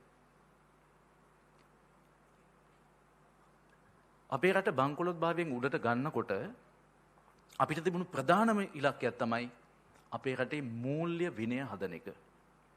මූල්‍ය විනය කියන්නේ හොරකම, වංචාව, දූෂණය නැති කිරීමම පමණක් නෙවෙයි. අපි මුදල් රජයක් විදිහට හොයන්නේ කොහොමද සහ ඒ මුදල් වියදම් කරන්නේ කොහොමද කියන එක සම්බන්ධයෙන් අපිට විනයක් තියෙන්න ඕනේ. ඒ නිසා රාජ්‍ය මූල්‍ය කළමනාකරණ පනත සම්මත වෙලා තිබෙනවා. ඒ අනුව අපි වැඩ කටයුතු කරමින් තියෙනවා. ඒ පනතට අනුව අපි ලබාගත් එකඟතාවයන් අනුව වැඩ කරන කලාව තමයි ඒ වැඩ කිරීමේ එයින් ලැබූ ජයග්‍රහණය තමයි අපේ රට ආර්ථික බංකොලොත් භාවයෙන් ඉහළට එසවෙන එක. දැන් උදාහරණයක් විදිහට ගත්තාම රාජ්‍ය මූල්‍ය කළමනාකරණ පනතෙන් කියන්නේ අපේ GDP එකෙන් එහෙම නැත්නම් ජාතික නිෂ්පාදිතයෙන් 13%යි රජයේ වියදම් වලට ඇතුළත් කරන්න පුළුවන් කියලා. ඒ සීමාව පයින්න බෑ. සීමාව පැන්නොත් රටක් විදිහට යන්න බෑ. සීමාව පයින්න නැතුව තියාගන්න නම් අපි අපේ දේශපාලනයේ වෘත්තීමය භාවය පාවිච්චි කරන්න ඕනේ. 13%න් 4%ක්වත් අවම තියෙන්න ඕනේ සංවර්ධන වැඩ කටයුතු වල සඳහා. ඒ කියන්නේ කැපිටල් බජට් එක. නැත්නම් රට සංවර්ධනය වෙන්නේ නැහැ. රජයක් වියදම් කරනවා සංවර්ධනයට යන්නේ නැහැ. මේ 104 ඇතුලේ ඔබේ කාර්යභාරය ගොඩක් තියෙනවා. රජයේ සේවයේ ඉන්න මෙතන ඉන්න මං හිතනවා කීප දෙනෙක් හරි රජයේ සේවයේ ඇති කියලා. බොහෝ දෙනෙක් මං දන්නවා පෞද්ගලික අංශයේ ඉන්න කියලා. සංවර්ධන වැඩ කටයුතු වලද ඔබේ දායකත්වය අත්‍යවශ්‍යයි. එහි ඔබ ලොකු පංගුකරුවෙක්. ඒ නිසා අපිට මූල්‍ය විනය හදන්න ඕන. අපි කොහොමද වියදම් කරන්නේ? වියදම් කරන එකෙන් මේ රට වටා හැදෙන සංවර්ධනය අපිට ප්‍රයෝජනවත්ද? ඒක අපතේ යන්නේ නැද්ද කියන එකත් අපි සැලකිලි දක්වන්න ඕනේ. ඒ නිසා දැන් මේ අවුරුද්දේ තීරණයක් අරගෙන තියෙනවා. දැන් අපි අතරම 2027 ආයවැයට දැන් අපි ලෑස්ති වෙනවා. 2027 අවුරුද්දේ ආයවැයට. මේ මාර්තු 15 වෙනකොට රුපියල් බිලියන 10ට වැඩි ව්‍යාපෘති අපි අමාත්‍යාංශ විදිහට ක්‍රියාත්මක කරන්න බලාපොරොත්තු වෙන 2027 ක්‍රියාත්මක කරන්න බලාපොරොත්තු වෙන රුපියල් 10ට වැඩි රුපියල් බිලියන 10ට වැඩි ව්‍යාපෘති සම්බන්ධයෙන් මේ මාර්තු 15ට කලින් බාර දෙන්න ඕනේ. අනිත් ව්‍යාපෘති මැයි 15ට කලින් බාර දෙන්න ඕනේ. ඒ කියන්නේ 2027 අයවැයට එන්නේ අපි අඳුනගත්ත ව්‍යාපෘති පමණයි. අඳුනගත්ත කළ යුතු කරන්න පුළුවන් ව්‍යාපෘති පමණයි. වෙනදා තිබුණේ අයවැයට ඉදිරිපත් කරනවා යෝජනාවක්. ඒ ව්‍යාපෘතියේ සාක්ෂිතාධ්‍යයන නැහැ, feasibility studies නැහැ. එහි මොකද්ද economic feasibility එක මොකද්ද කියලා නැහැ. යෝජනාවක් ඉදිරිපත් කරන තමයි කරන්න ඕනේ. ඒ නිසා අවුරුද්දේ මුදල් වෙන් කරාට ඒ ව්‍යාපෘතිය කරන්න බෑ. මුදල් වෙන් කළා කරාට ඒ ව්‍යාපෘතියෙන් වැඩක් නැහැ. මම හිතනවා වෘත්තික කණ්ඩායමක් විදිහට ඔබ එහි ප්‍රතිඵල රට පුරා දකින්න ඇති කියලා. තැන් වල බිල්ඩින්, තැන් වල ඉදිකිරීම, තැන් වල වෙනත් ඒවා පටන් ගන්න ඒවා අපේ ආර්ථිකයටවත්, අපේ ජීවිතයටවත්, අපේ ජන සමාජයටවත් ප්‍රයෝජනයක් වෙලා නැහැ. ඒ නිසා මූල්‍ය කළමනාකරණ තිබෙන්නේ උතන. දැන් මේක කරන්න ගියපුවාම අපිට ශක්තිමත් රාජ්‍ය සේවයක් ඕනේ. ශක්තිමත් රාජ්‍ය සේවයක් හදන්න අපි රජයක් විදියට අපේ උපරිම දායකත්වය කැපවීම අපි ඉෂ්ට කරන්න කැමතියි. අවුරුදු ගණනාවකින් රාජ්‍ය සේවයට බඳවගෙන තිබුණේ නැහැ.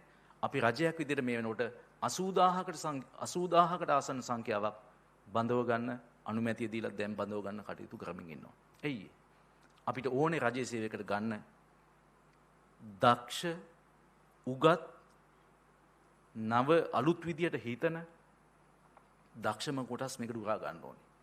ඒ වගේම රජයේ සේවයේ ඉන්න ඔවුන් තෘප්තියෙන් වැඩ කරන ඔවුන්ගේ හැකියාවන් සියල්ල රට වෙනුවෙන් මේ රාජ්‍ය සේවය වෙනුවෙන් ලබා දෙන කණ්ඩායමක් බවට පත් කරන්න ඕනේ. 80000ක් බඳව ගන්න කටයුතු කරා විතරක් නෙවෙයි අපි දන්නවා ආදායම් පිළිබඳ ප්‍රශ්නයක් තියෙනවා. ඒ නිසා තමයි අපි පඩි වැඩි කරන්න තීරණය කරේ. මම හිතනවා කිසිදු කෙනෙක් බලාපොරොත්තු නොවුණු මට්ටමේ වැටුප් වැඩිවීමක් අපි ගිය අයවැයෙන් 2024 මාර්තු මාස තිබුණු අයවැයෙන් අපි යෝජනා කරා. ඒ වෙන මොකකටවත් නෙවෙයි රාජ්‍ය සේවය ශක්තිමත් කරන්න ඕන නිසා. තෘප්තියක් නැතුව සේවය කරන්න බෑ. තෘප්තියක් නැතුව කරන සේවයෙන් රටක් දියුණු වෙන්නේ නැහැ. ඒ අර්ථයෙන් අපි වැටුප් වැඩි කළා තිනවා. ඒක පියවර ගණනාවකින් වැඩි වෙන්නේ. මම හිතනවා සැලකිය යුතු මට්ටමක වැටුප් වැඩිවීමක් ලැබෙනවා හැම කණ්ඩායමකටම. මම දැක්ක ගුරුවරු සමාජ මාධ්‍ය පළ කරලා තිබුණා උන්ට ස්තුති කරලා. ඔවුන්ට එහෙම වැටුප් වැඩිවීමක් කවදාවත් ලැබුණ නැහැ කියලා. නමුත් සමහර වෘත්තීය සමිති වැටුප් වැඩි කිරීම ඔවුන්ගේ දිනා ගැනීමක්, ඔවුන්ගේ ජයග්‍රහණයක් නොවන නිසා එක විදිහෙන් අපිත් එක්ක පොරබදමින් ඉන්නවා. වැටුප් වැඩිම හොඳයි. මම හිතනවා වෛද්‍යවරුන්ට තමයි සැලකිය යුතු මට්ටම ලොකුම වැටුපක් වැඩි උනේ. නමුත් ඒක සමහර වෘත්තීය සමිතිවල ජයග්‍රහණයක් කියලා පෙන්න ගන්න බෑ. ඒ නිසා අපිත් එක්ක පොරබදමින් ඉන්නවා වෙනත් කාරණා ඉදිරියට ගෙන යමි. ඒත් වෘත්තිකයෝ තමයි. ඒ නිසා අපිට එකක් රජයේ සේවය ශක්තිමත් කරන්න ඕනේ. දෙවැනි එක තමයි අපේ රටේ පෞද්ගලික අංශය අපේ රටේ සංවර්ධනයට දායක කරගන්න, ඒකාබද්ධ කරගන්න අපිට සැලැස්මක් තියෙනවා. රාජ්‍ය අංශය වෙන්න පුළුවන්, පෞද්ගලික අංශය වෙන්න පුළුවන්. රටක සංවර්ධනයේ තීරණාත්මක වැඩ කොටසක්, අත්‍යවශ්‍ය වැඩ කොටසක් තිබෙන්නේ ඔබ අතේ. ඒ නිසා අපි රජයක් විදියට ඔබ දිහා බලන්නේ, ඔබ දිහා දකින්නේ, ඔබේ කොටහ රටට ඉදිරියට කොටහ දිහා අපි ඉදා සාධනීය විදියට බලනවා. අපිට ඉස්සරහට ගමනක් තියෙනවා. බොහෝ දේවල් වෙනස් කරන්න වෙයි. මේ කීනෝට් ස්පීච් එකෙත් අන්තිමට ආවේ এডুকেෂනල් රිෆෝම්ස් ගැන. අධ්‍යාපන ප්‍රතිසංස්කරණයන් අවශ්‍යයි. විවිධ මට්ටම් වලින් විවිධ විදිහෙන් අවශ්‍යයි. නමුත් මම හිතනවා ඔබට අත්දකින්න පුළුවන් අධ්‍යාපන ප්‍රතිසංස්කරණ ආරම්භ කරන්න ගියාට පස්සේ ඒට තියෙන බාධා, ඒ දිහා බලන විදිය, අධ්‍යාපන ප්‍රතිසංස්කරණ සම්බන්ධයෙන් සාධනීය විද්‍යාත්මක කතාබහක් නැතුව එහි තිබෙන සමහර ඒවා 6 වසරේ පුරවැසි අධ්‍යාපනයේ පොතේ පිටකවරේ පාට අරගෙන සම්පූර්ණ අධ්‍යාපන ප්‍රතිසංස්කරණම බිමට සමතලා කරන්න තමයි කතාව. එහෙම බාධා තියෙනවා. නමුත් අපේ රජය ඉස්සරහට යන්නේ නැත්නම් මේවා වෙනස් කරගෙන වෙන කවුරුත් නෑ මේක කරන්න. ඒ නිසා අපිට වෘත්තීමය අත්දැකීම් තියෙනවා වගේම අපිට දේශපාලනයේත් ඒ පන්නරය දිනනවා. එන බාධා මොනවාවත් ඒවා සමහරට එන වෘත්තියන්ගෙන්මයි. දේශපාලන කණ්ඩායම් වලින් බාධා එනවා. විවේචන එනවා, කතා හැදිරෙනවා. ඒ කිසිදු දෙයකින් සැලෙන්න අපේ අදහසක් නැහැ. මේ වෙලාවේ රටට අත්‍යවශ්‍ය හැම ශේත්‍රයකම පිළිවෙලක්, නැවත නැගී සිටීමක්, ඒවා අපේ රට ලෝකේ දියුණුම රටක් බවට පත් කරන්න අවශ්‍ය තැනට ගෙන ආ යුතුමයි මේ හැම දෙයක්ම. එහෙම නැත්නම් අපිට ඉස්සරහට යන්න බෑ. ඒ නිසා අපිට රජයක් විදිහට අපිට දැක්මක් තියෙනවා අධ්‍යාපනය සම්බන්ධයෙන්, සංවර්ධනය සම්බන්ධයෙන්, ආර්ථිකය සම්බන්ධයෙන් හැම එකක් සම්බන්ධයෙන්ම දැක්මක්, වැඩපිළිවෙලක්, අරමුණක්, ඉලක්කයක් සහිතව අපි යන්නේ. අපිට රටක් විදිහට සෑහෙන ඉදිරි ගමනක් යන්න පුළුවන් නිසා. ඔන්න අපි ශ්‍රී ලංකාව කියන්නේ ලෝකේ දියුණු වෙන්න පුළුවන් රටක් නෙවෙයි. අපිට යන්න පුළුවන් දුර සීමිතයි. එහෙනම් අපි උත්සාහ කරන එකේ තේරුමක් නැහැ. හැබැයි අපිට රටක් විදිහට මේක චූටි දිවයිනක් වුණාට මේ චූටි දිවයිනේ මානව සම්පත කියන්නේ ලෝකේ අනිත් ඕනෑම රටකට තරම් කරන්න පුළුවන්, අභිබවන්න පුළුවන්, ඉදිරියෙන් තියන්න පුළුවන් මානව සම්පතක්. දියුණු කරන්න ඕනේ. අධ්‍යාපනයේ වෘත්තීමය භාවයෙන් ඉස්සරහට ගෙනියන්න ඕනේ. එනිසා මං හිතනවා ඔබේ සහ අපේ හමුවීම, ඔබ සහ අපි එකතු වීම ඒ අභිලාෂයන් දක්වා යන්න සෑහෙන ශක්තියක්, ධෛර්යයක් එකතු කරයි කියලා. මේක අපේම වුණාමක් නෙවෙයි. අපි ක්‍රියාත්මක වෙමින් ඉන්නේ, අපි ඉටු කරමින් ඉන්නේ අපිට ලබා දුන්න මැන්ඩේට් එක, අපිට ලබා දුන්න කාර්යභාරය, අපෙන් බලාපොරොත්තු වෙච්ච අභිලාෂය. දේශපාලනේ තමන්ට කරගන්න එක, දේශපාලනයෙන් තමන් යැපෙන එක වෙනුවට දේශපාලඥයෝ කියන්නේ ප්‍රතිපත්ති සම්පාදකයෝ. ඒ ප්‍රතිපත්ති සම්පාදනය කරන්න ඕනේ රටේ ඉන්න විද්වතුන්, වෘත්තිකයන්, අත්දැකීම සහිත අයගේ දැනුම, අත්දැකීම් අරගෙන ආభాෂය සහිතව ඒක කරන්න අපි ලෑස්ති. අපි මේ ගැනලා තියෙන අපේ ප්‍රතිපත්ති නෙවෙයි, එකක් අපිත් එක්ක එකතු වෙච්ච වෘත්තිකයන්ගේ අදහස් යෝජනා, දෙවෙනි එක රට පුරා ඉන්න විවිධ කණ්ඩායම් වල අදහස් යෝජනා, අත්දැකීම් සමගින් තමයි ප්‍රතිපත්ති හදලා තියෙන්නේ. අපි ආරම්භයක් කරන් තියෙනවා, තව ඉස්සරහට යන්න පුළුවන්. ඒ නිසා මම කියන්නේ ඍජුව ඔබ මට සම්බන්ධ වෙනවා මේ ඉදිකිරීම් ශාස්ත්‍රය නිසා මගේ අමාත්‍යාංශේ. ඉංජිනේරුමය අමාත්‍යාංශක. ඒ නිසා මට අමාත්‍යවරයා විදිහට ඔබට සම්බන්ධයක් හැදෙනවා. අපි ඉදිරියට යමු. ඒ සඳහා අපි විවෘතයි, අපි සාධනීයයි. අපිට ඔබ සම්බන්ධයෙන් ඉතා පැහැදිලි අදහසක් තියෙනවා, විශ්වාසයක් තියෙනවා, බලාපොරොත්තුවක් තියෙනවා. විශේෂයෙන් මේ තරුණ කණ්ඩායම, තරුණයෝ හැම වෙලාවෙම නිර්මාණශීලී. කලින් පරම්පරාවට වැඩිය හැමදාම තරුණයන් නිර්මාණශීලී. ඒ නිර්මාණශීලීත්වය අපේ රටට ඕනේ. ඒක උකහා ගන්න අපිට ලොකු බලාපොරොත්තුවක් තියෙනවා. ඒ නිසා මම හිතනවා අපි එකතු වෙලා යන ගමන, ඔබේ අපේත් එකතුව තමයි මේ රටට වටින්නේ. ඒ නිසා අපිට ඔබ තේරෙනවා, අපිට ඔබ වටිනවා, අපිට ඔබේ කාර්යභාරය හොඳටම ඒ වටිනාකම අපි දන්නවා. ඔබත් සමග ඉස්සරහට යන්න අපි ලෑස්ති. වෘත්තීමය භාවය ලබා දීම, වෘත්තිකයන් බිහි කිරීම, ඔවුන්ගේ දැනුම, අත්දැකීම් වලට උවහා ගැනීම සඳහා වෙච්ච අපිට ලොකු උවමනාවක් තියෙනවා කියන අදහස් ඉදිරිපත් කරමින් මගේ කතාව අවසන් කරන්නම්. බොහොම ස්තුතියි.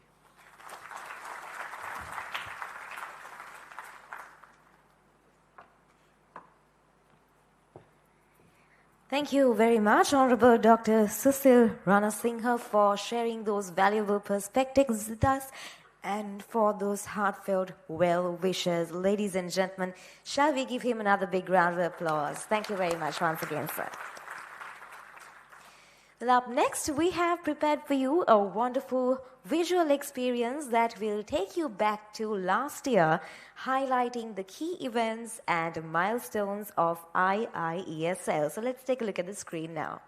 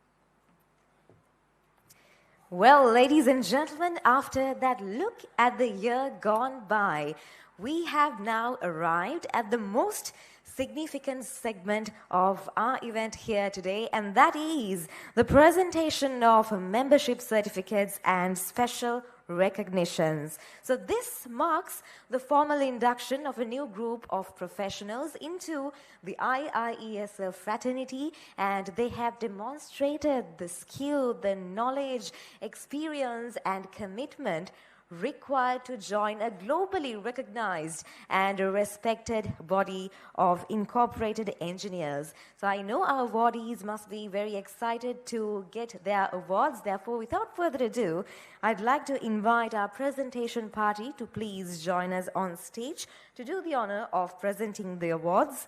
I'd like to invite our chief guest, Honorable Dr. H.M. Susil Ranasinghe, Member of Parliament, Minister of Housing, Construction and Water Supply, Engineer M.P. Anand Gunawardena, President IIESL, Engineer Dr. Jayantha Hettiarachi, Vice President and Chairman Membership Committee IIESL, accompanied by the past President of IIESL, Engineer K.M. S.B. Rekogama, and immediate past President, Engineer Sampath Bandara.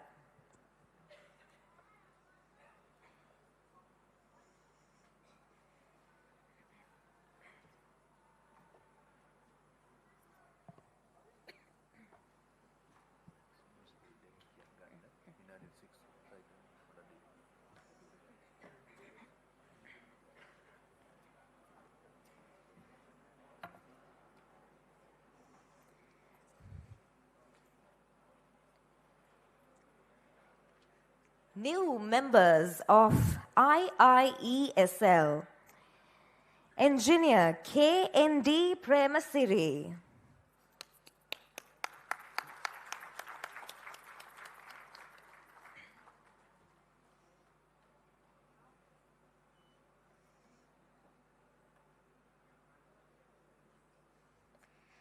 Engineer H.W.L.C. Hevavasam,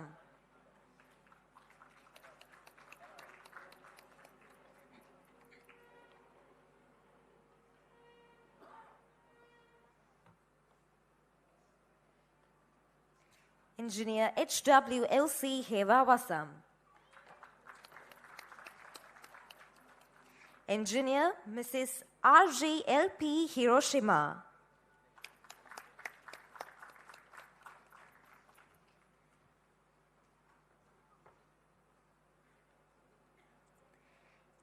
Engineer U.N. Vaidyaratna,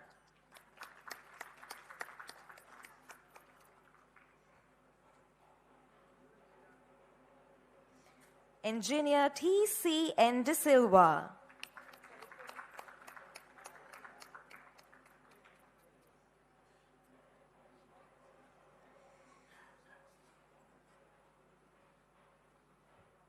Engineer T.C. N. De Silva,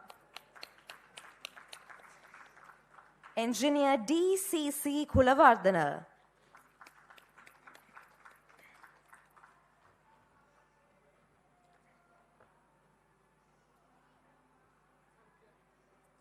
Engineer M.D.M. Pereira,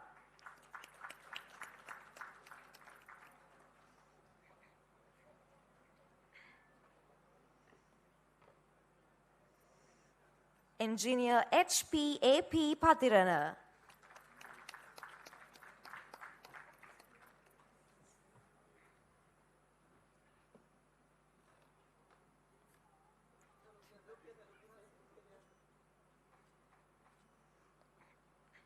Engineer W.D.T.L. Vijayaratna,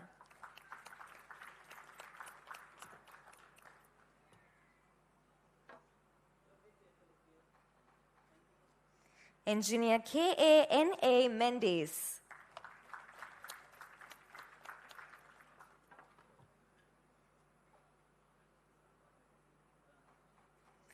Engineer A.J.P. Kumara,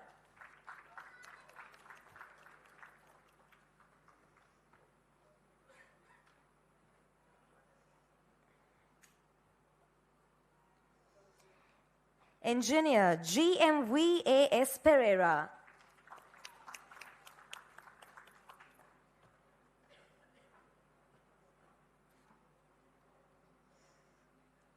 Engineer JMK Chintana.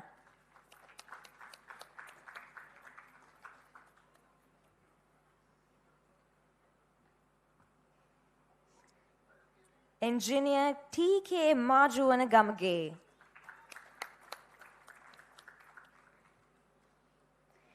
Engineer Mrs. PP Samratunga.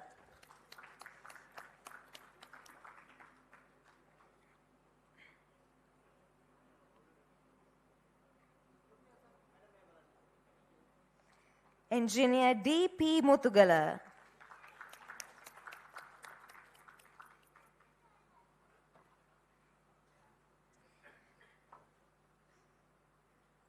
Engineer Mrs. PM Vitanage.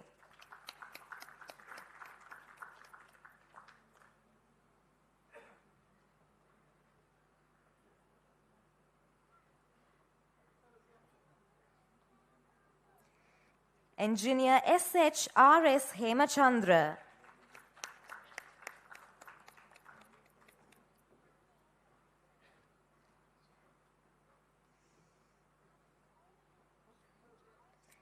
Engineer CS Pandita.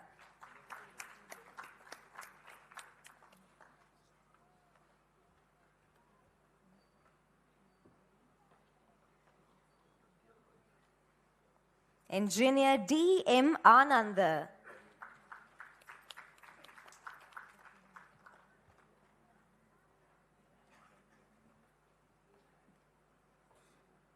Engineer Mrs. AG NK Ambulugala.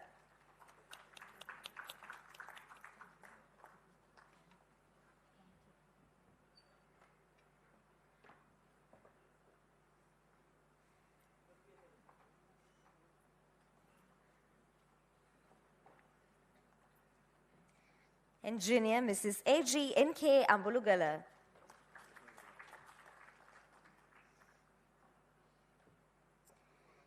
Engineer RMG NTK Ranavira.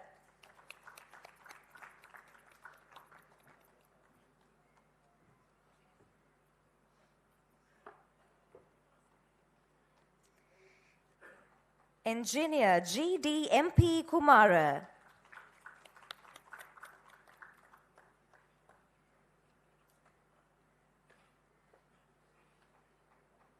Engineer HAL Hetiarachi.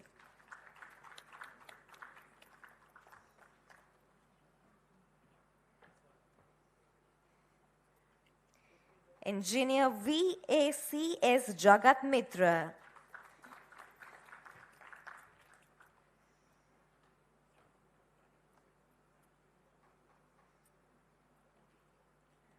Engineer CH Kodipili.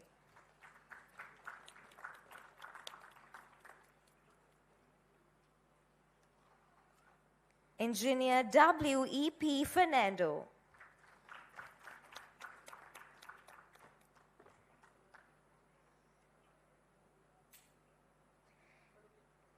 Engineer DMN Nanda City.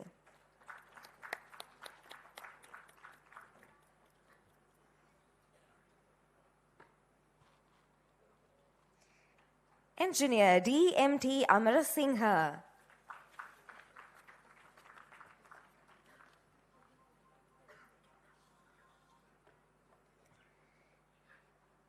Engineer J.N. Abepala.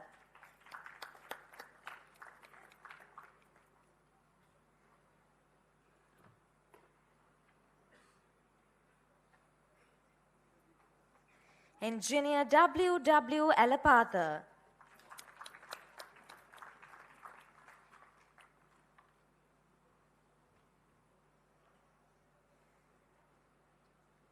Engineer H.A.G.P.P. Pereira.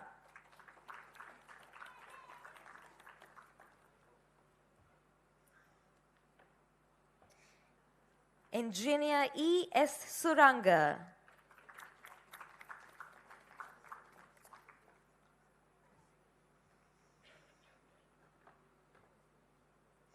Engineer M.R.D.L. Fernando.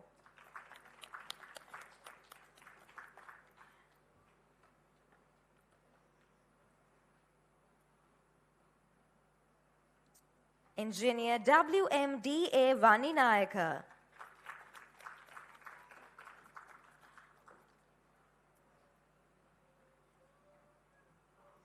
Engineer T.H.C.P. Pereira.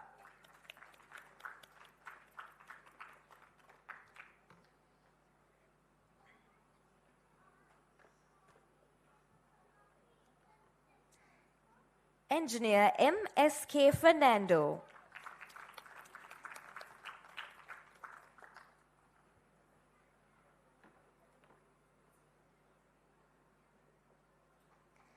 Mr. H.M.Y.N. Herat.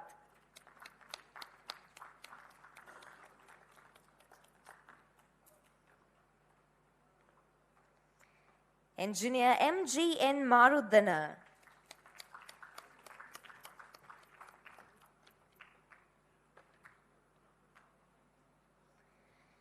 Engineer W.M.D.B. Virakon.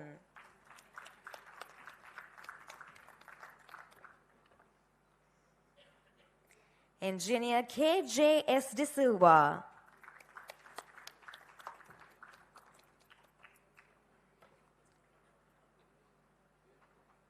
Engineer S.C.N. Pereira.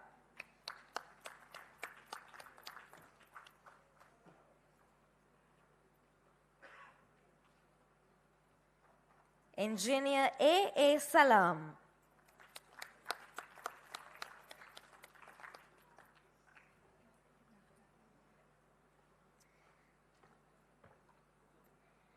Engineer A.S. Chaminder.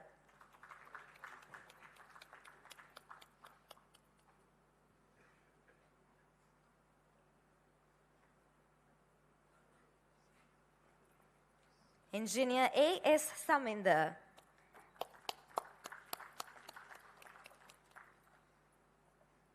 Engineer D.A.R. Priyadarshana.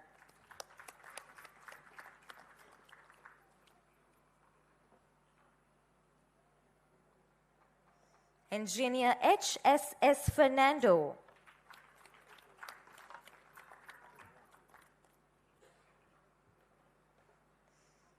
And Engineer H.A.T.D. Disanaika.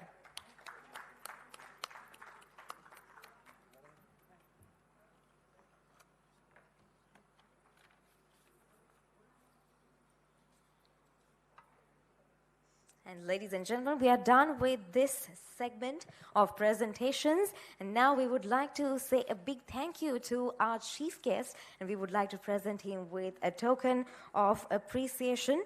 I'd like to invite our president and the vice president, chairman membership committee of IIESL to please do the honor of presenting our chief guest, Honorable Dr. H.M. Susil Rana Singha, to present him with a token of appreciation.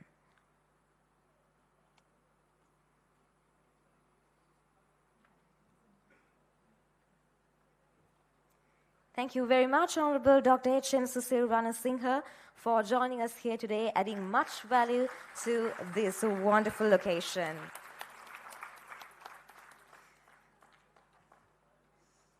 With that, I'd like to invite our chief guest, along with our past president, Engineer KMSB Rekogama, and immediate past president, Engineer Sampath Bandara, as well, to please take their seats in the audience.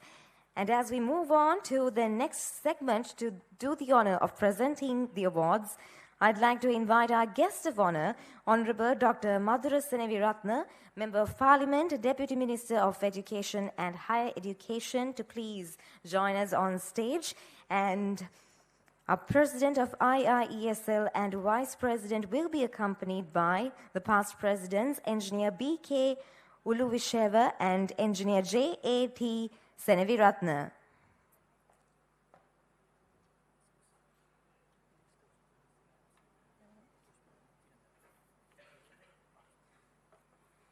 Can we please have Engineer Pushpa Janadasa as well?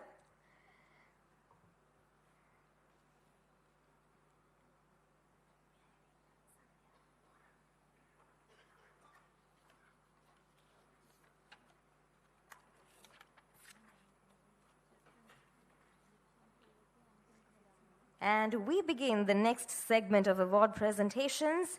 Members of IIESL, Engineer K. Ramesh.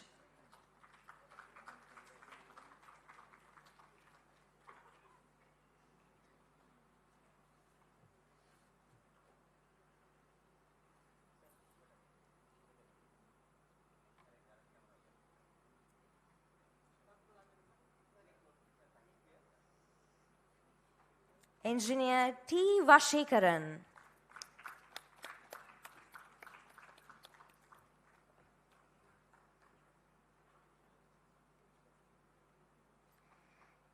Engineer M. Sumandiran.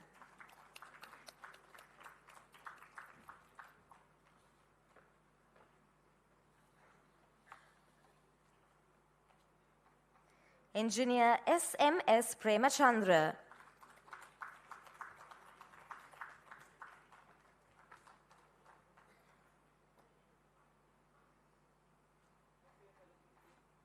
Engineer M. Sivasayan.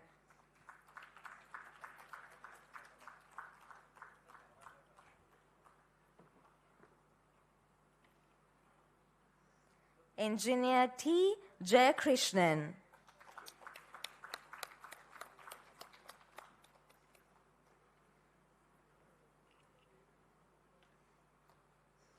Engineer M.I.M. Jiffin.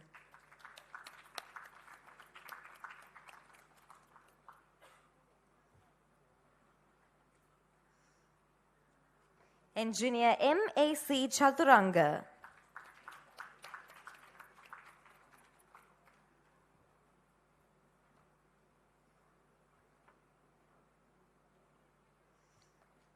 Engineer T.R.I. Gamage.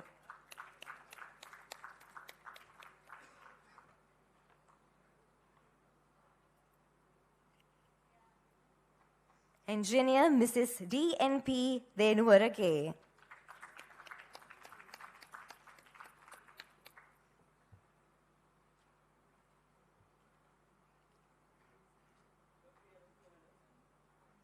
Engineer R.W.H.K. Samantha.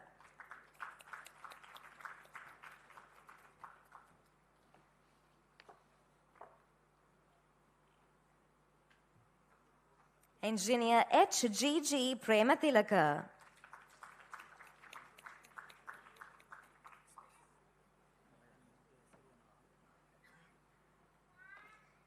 Engineer Y.B.M.C.J.Y. Bandara.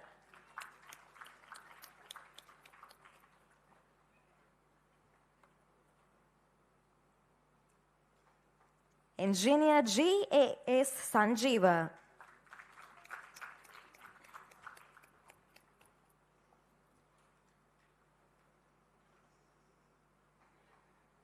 Engineer C.D.K. Gunaratna.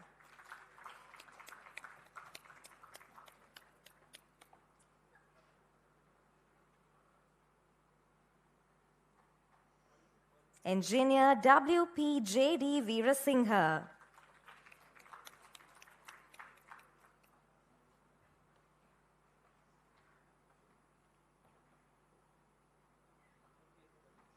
Engineer K.K.D.C.I.W. Dasanayaka.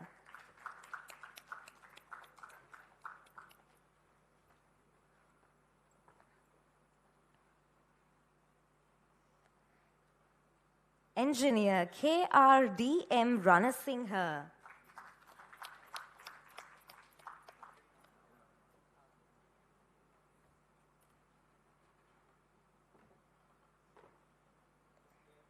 Engineer R. Rajeshwaran.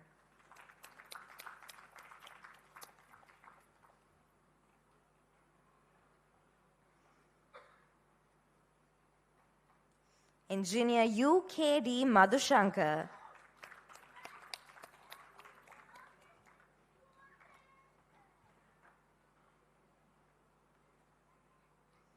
Engineer Mrs. W.G.A.I.K. Vijayaratna.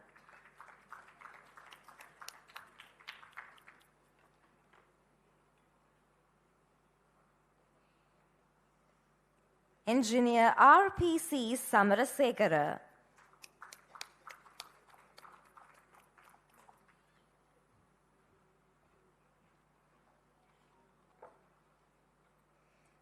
Engineer L.M.D. Lakmal.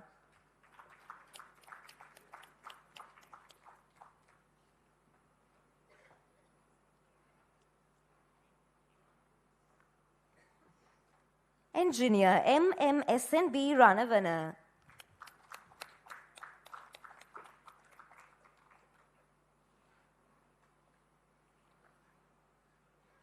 Engineer W.P.C.C.K. Veerasurya.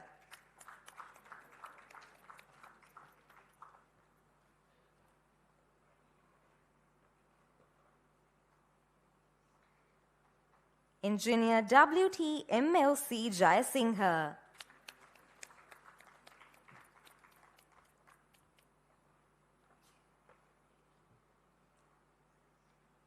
Engineer P.H.M.G. Kumara.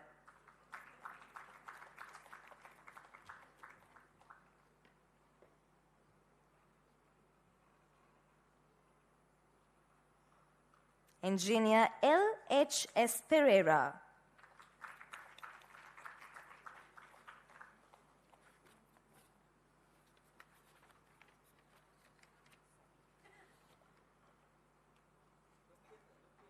Engineer Mrs. H.K.P. Sandhyani.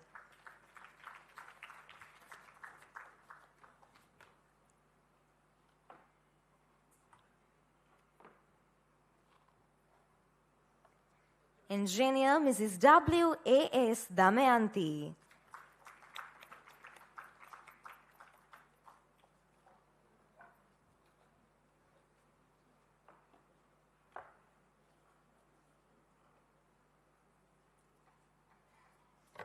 Engineer Mrs. S.D. Priyanti.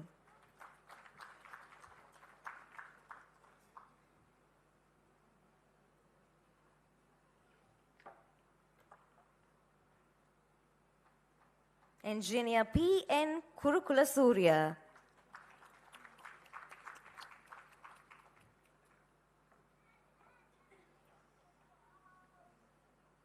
Engineer W.M.C.S.P. Kumara.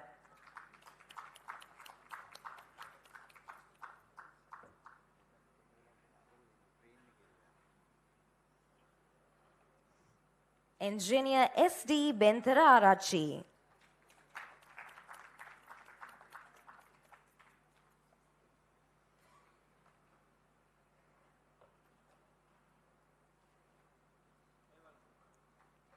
Engineer A.M.P. Silva.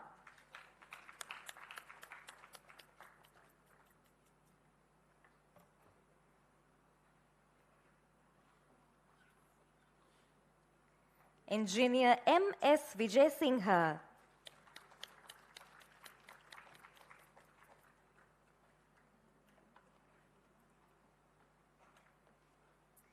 Engineer K.W.N. Kumara.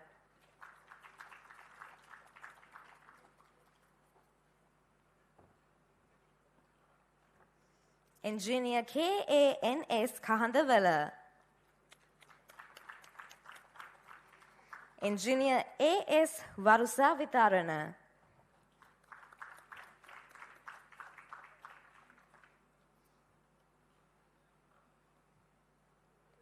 Engineer H.P.M. Premaratna.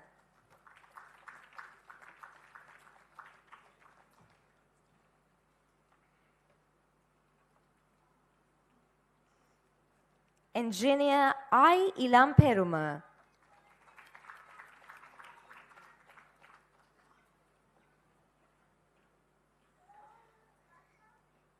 Engineer Mrs. A.K.P. Silva.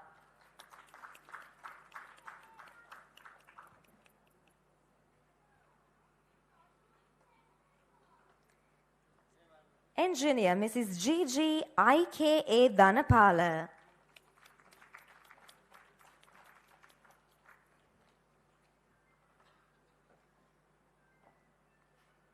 Engineer Mrs. K.M.P.K. Konara.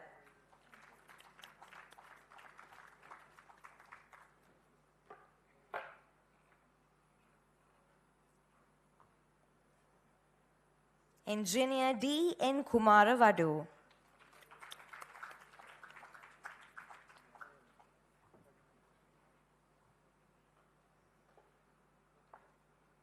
Engineer D.H.Y.L. Chandradasa.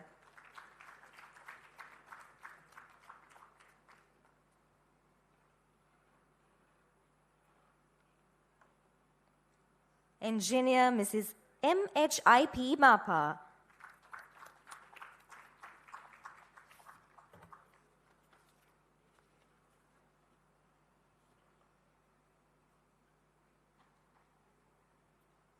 And that brings us to the end of this award segment as well. We would like to show our heartfelt appreciation to our guest of honor, Honorable Dr. Madhura Seneviratne.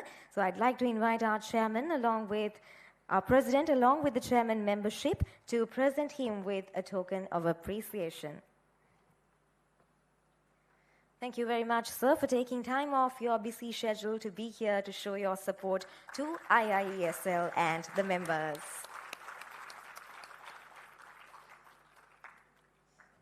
Now we would like to invite our guest of honor along with the past presidents to please return to their seats in the audience. And we move on to the next award segment. So to do the honor of presenting the awards, I'd like to invite our special guest, Dr.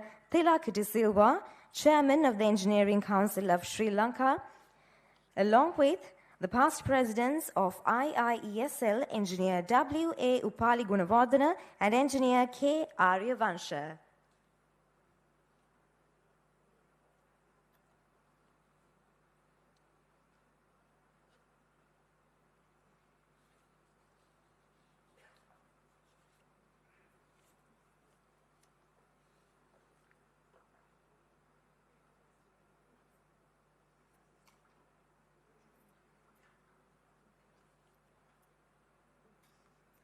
Continuing with the presentation of awards for the new members of IIESL, Engineer H.M.S. Darshana,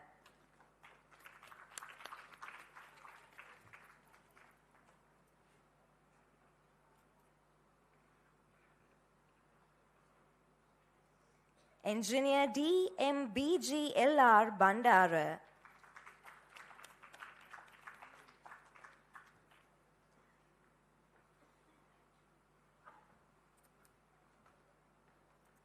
Engineer W.V.G.C.P.D. Padmasiri,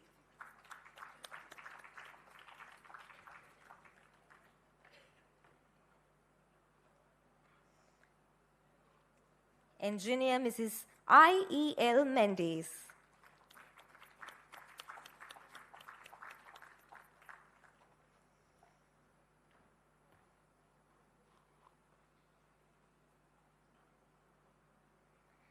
Engineer B.M.C.N. Bandaranayaka,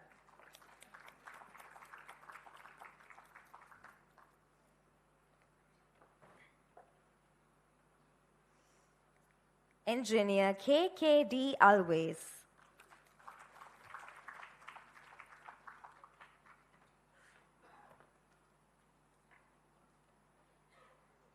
Engineer S.M.N. Sandanayaka,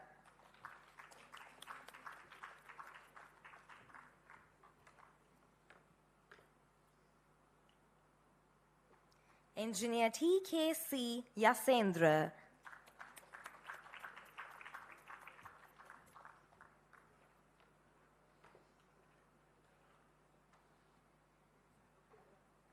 Engineer S. Abetunga,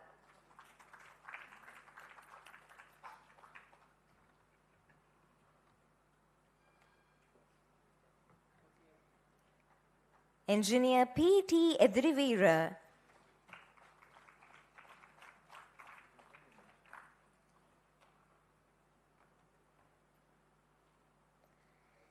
Engineer D.M.T.S. Disanayaka,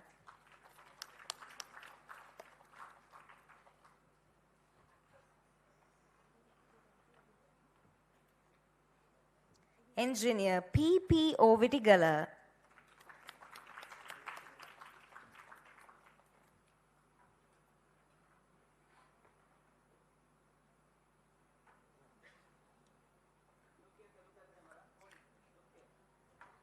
Engineer H.M.M.S. Herat,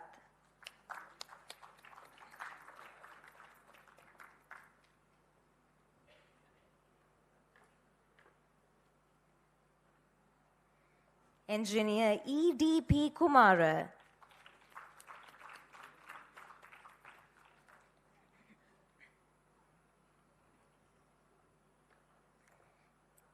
Engineer K.H.R.P.S. Kumara.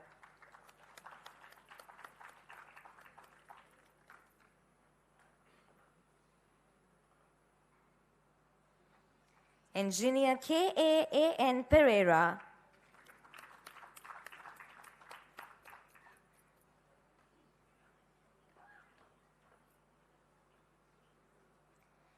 Engineer M.D. M.P. Kularatna.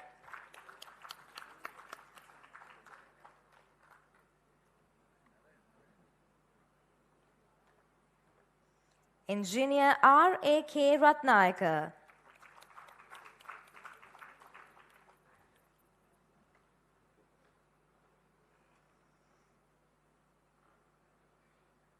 Engineer M.M.S. Marasingha.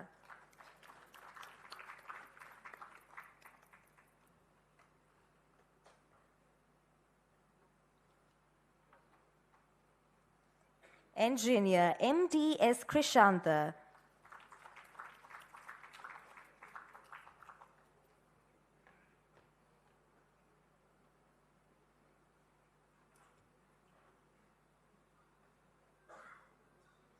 Engineer H.M.A.G. Hennayaka.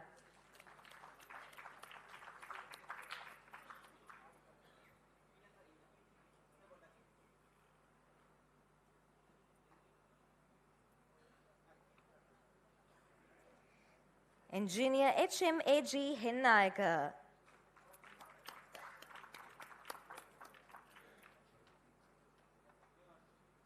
Engineer K.R.L. Prasanna.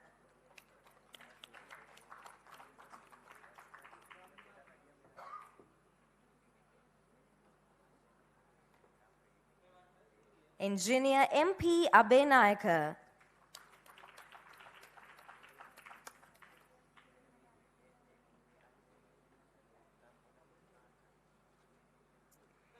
Engineer T.M.L.P. Dasanayaka.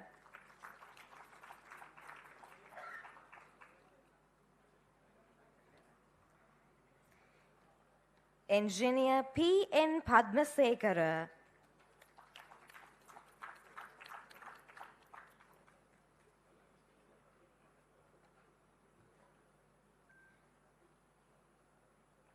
Engineer D.P.T.S. Premaratna.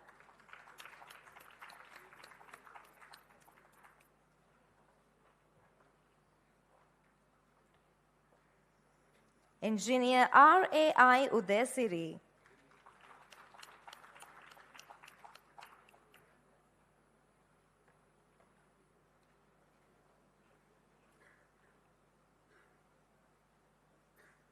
Engineer H.K.G. Vijayaratna.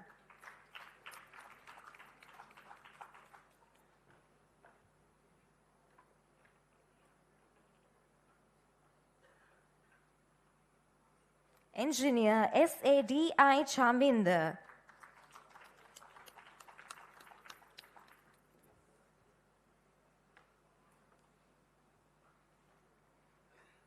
Engineer M.G.G.P. Chaturanga.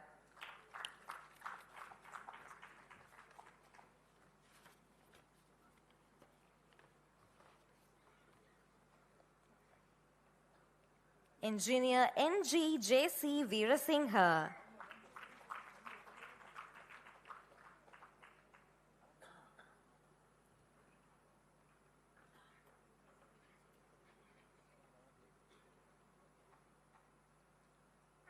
Engineer H.T.A. Hapuge.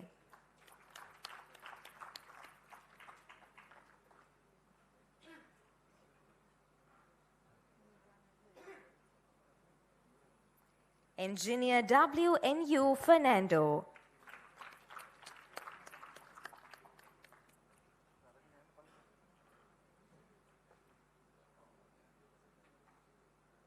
Engineer Ms. R.M.H.D. Rajapaksha.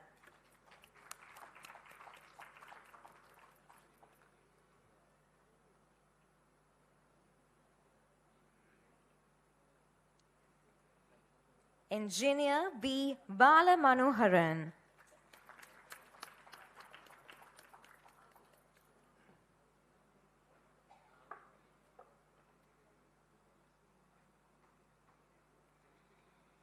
Engineer N.S.D.A.P. Pereira.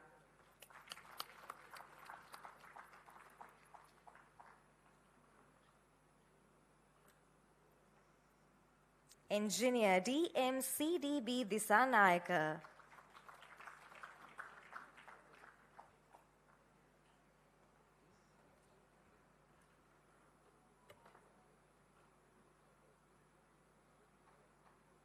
Engineer P. Utyakaran.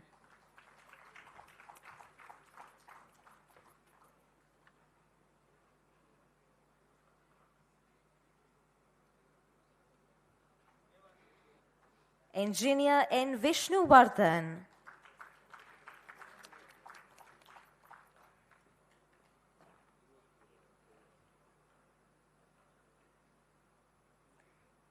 Engineer T.M.J. Hussain.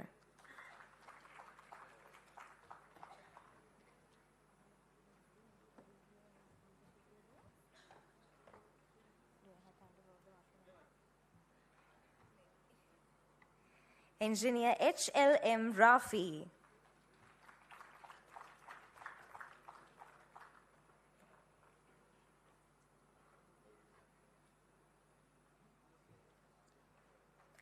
Engineer J.M. Sanat.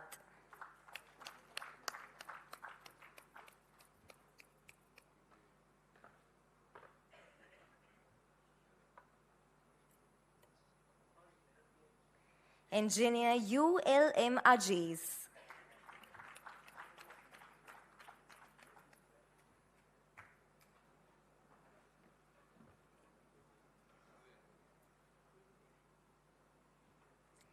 Engineer L.A.T.G. Madhushankar.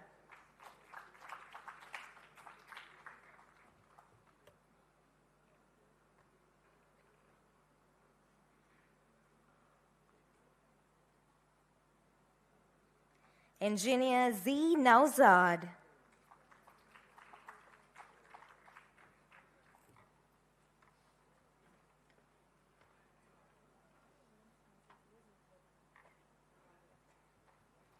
Engineer A.L.A. Sabir.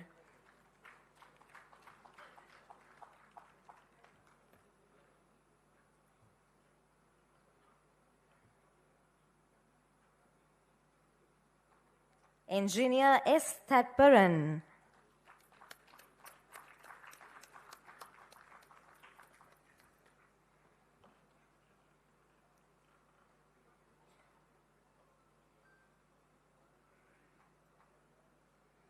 Engineer A.M.M. Mahir.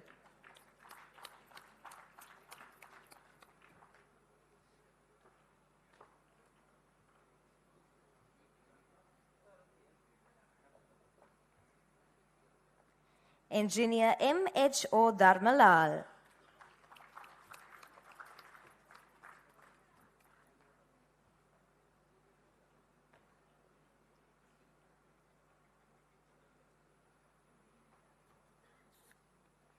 And Engineer S. Selvaraj.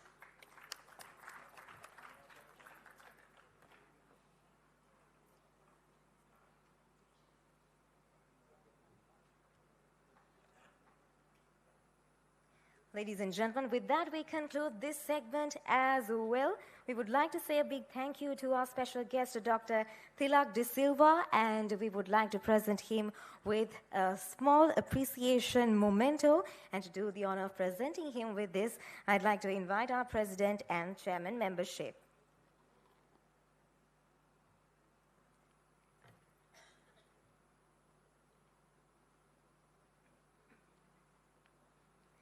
Thank you very much, sir, for being here with us to show your support and encouragement towards the newly inducted members. With that, I'd like to invite our presentation party to please take their seats in the audience. Thank you very much. Ladies and gentlemen, shall we give another big round of applause to all the awardees, the new members. Well, up next, we have another wonderful visual presentation that will give you an idea about INCO, IIESL INCO, and following that, we will present you with a few videos of our sponsors to show them our heartfelt appreciation for their valuable contributions. So I'd like to invite all of you to please take a look at the screen.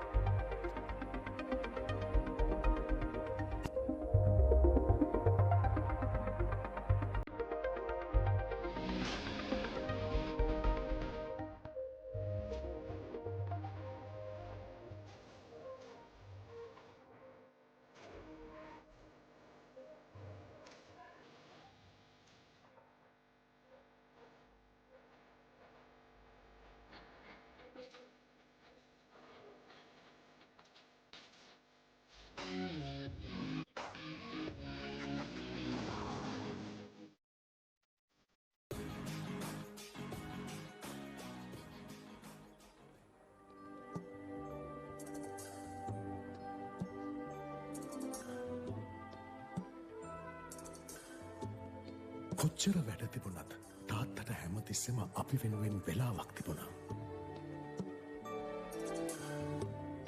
හිතගෙනි සනසා කුසගෙනි නිවනා පවුලේ ශක්තිය තාත්තා තමයි.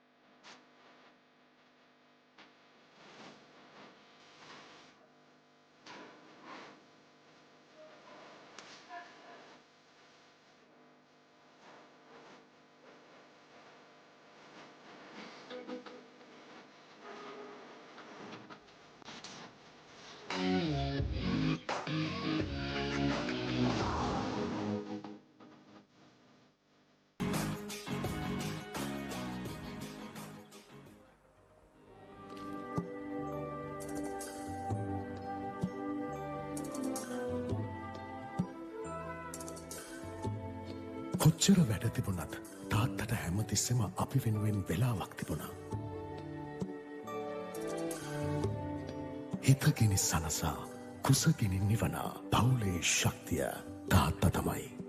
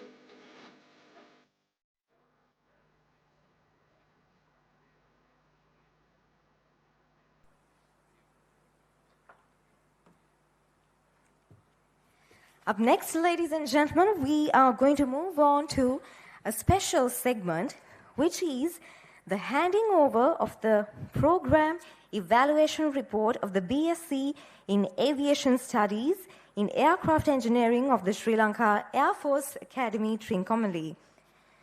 To do the honor of presenting this report, I would like to invite the President of IIESL, Engineer Ananda Gunawardena, back on stage, along with Senior Professor, Retired Engineer Dr. W.A. Vimalavira, Vice President, Chairman, Accreditation Board, IIESL, and to receive this on behalf of the Air Force Academy, China Bay Trincomalee, I'd like to invite Air Vice Marshal Gihan Senaviratna, Director General, Aeronautical Engineering of the Sri Lanka Air Force, Air Vice Marshal Indika Wickramasinghe, Director General, Engineering of Sri Lanka Air Force, Air Commodore Prasanka Martino, Director, Quality Control and Quality Assurance, Sri Lanka Air Force, Wing Commander Taraka Heva Vellala, Air Force Coordinating Officer of IIESL Accreditation Program.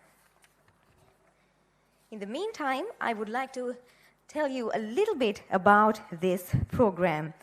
The Accreditation Board of the Institution of Incorporated Engineers has carried out a review of the study program Bachelor of Aviation Studies in Aeronautical Engineering and a review of the Air Force Academy, China Bay, to develop a gap-filling program to enable such degree holders to become associate members of the IIESL. The evaluation process has taken place over a few months. It had several stages consisting of a preliminary desk evaluation, a detailed evaluation of the curriculum and syllabi, 2 evaluation visits to the Air Force Academy, China Bay, and Air Force Engineering Workshops, Katunayaka. The Accreditation Board of the IIESL is extremely happy to hand over the final report of this complete process of evaluation to the authorities of the Air Force Academy at this occasion. So I'd like to invite the mentioned special guests to please join us on stage.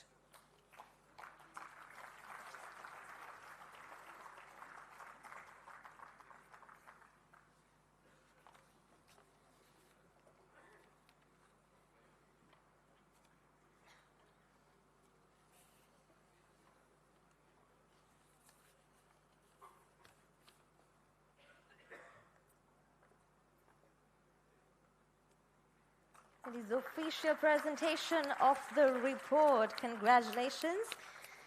And we hope with this qualification in the near future, we will get a lot more new associate members into the IISL under this BSc program. Thank you very much to our special guests, and we'd like to invite them to return to their seats.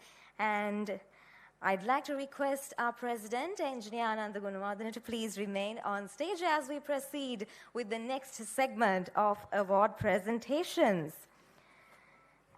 Now, we will be presenting certificates to the members and associate members.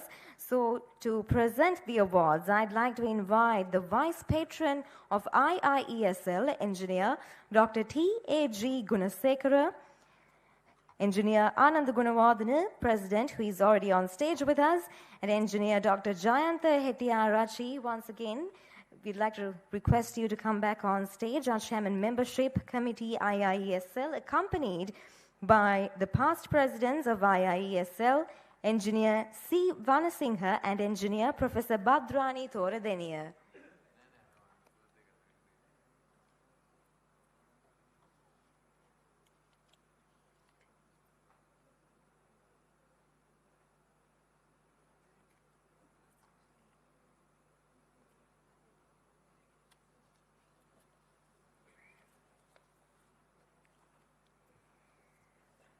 New members of IIESL, Engineer M.A. Jabbar,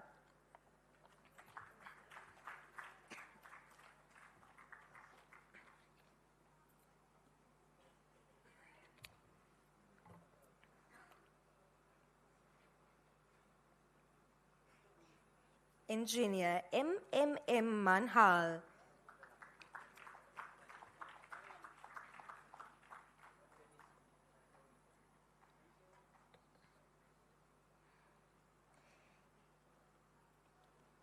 Engineer M.M.M. Manhal,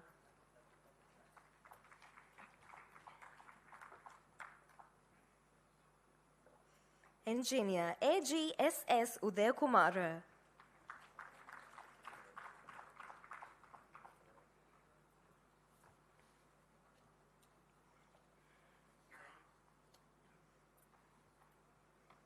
Engineer CP Saputantri.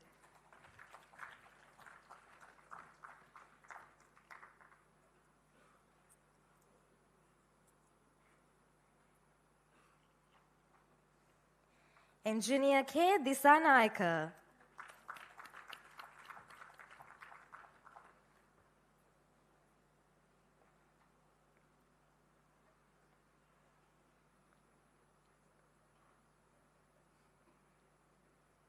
Engineer SDDI Gunatilaka.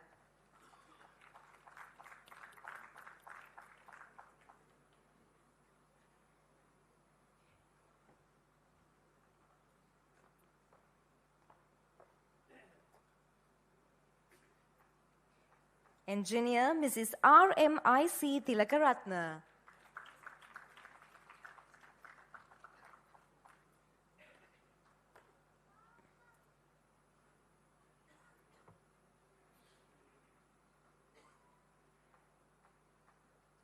Engineer DMW Bandara.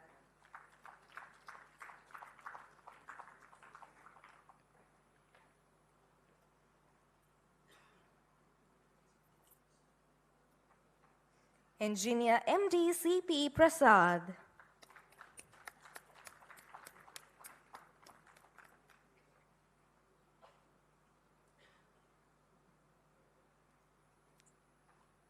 Engineer H.A. Aryadasa.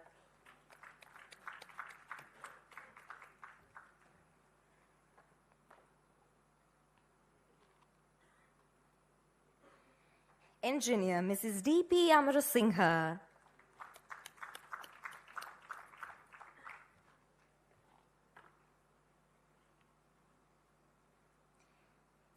Engineer UWSK Navaratna.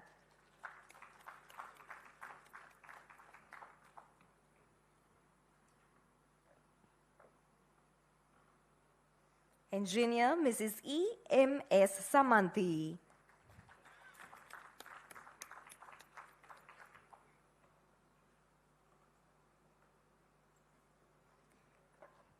Engineer M.A.P.G. Jayaratna.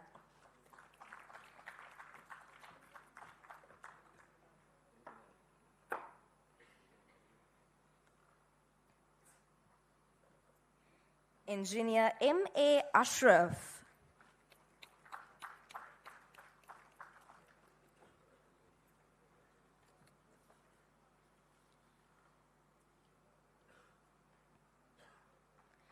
Engineer R.A. Van Langenberg.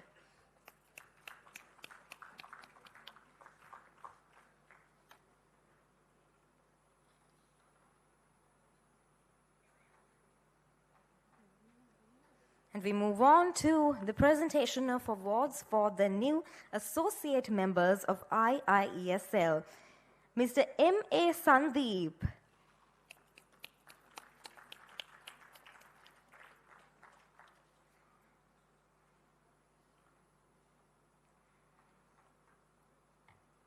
Mr. K.G. M. Pereira.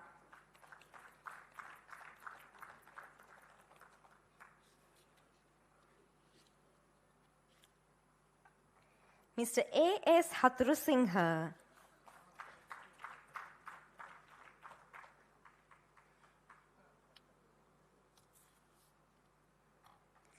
Ms. T.D. R.P. De Silva.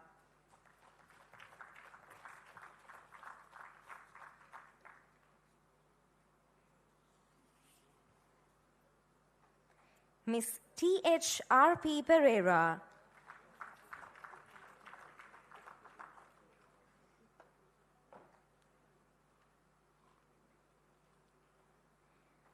Mr. M.A.A.L. Madhuranga.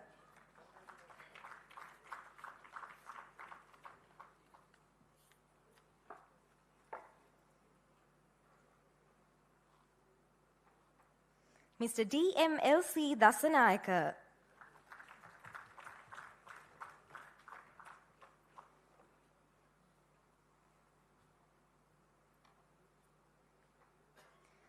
Ms. P.P.H.V. Silva.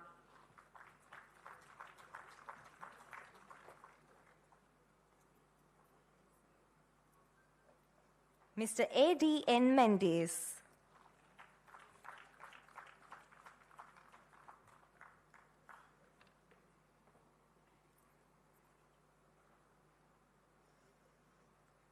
Mr. K.P. K.U. Chandraratna.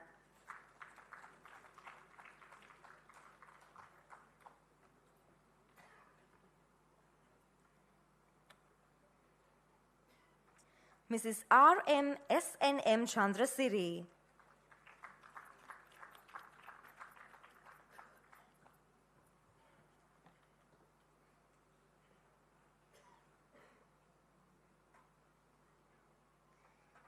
Mr. S.R. Vikramarachi.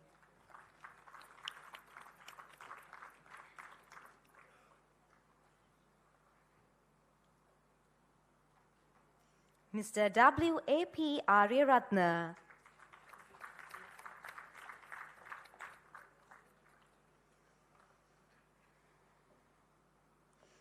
Mr. P.A.G.A.R. Karunaratna.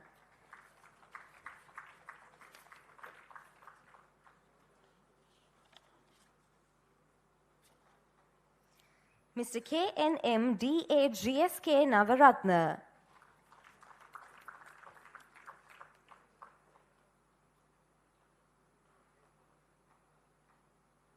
Miss S.H. Baddage.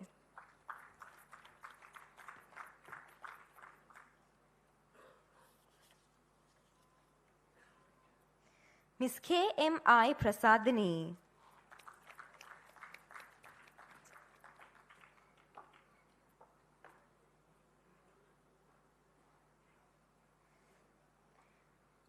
Miss K.G. H.S.K. Patnasiri.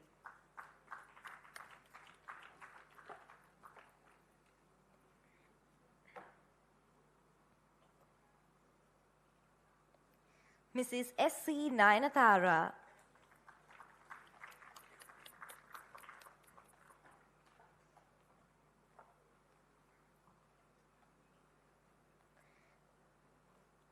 Miss D.A.V.S. Pereira.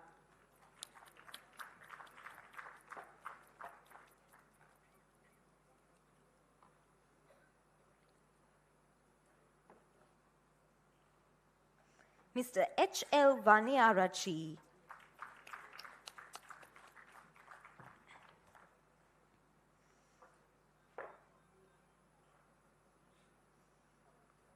Miss H.G.U.K. Gajanayaka.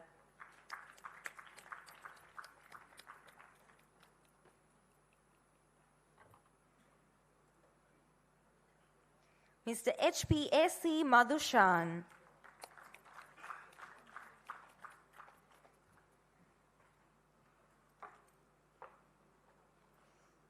Mrs. W.M.N.S. Veerasurya.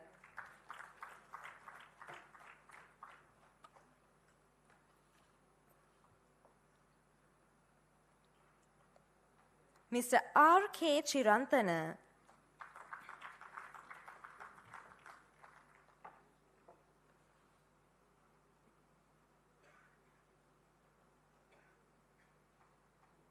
Ms. D.A.P.V. Pereira.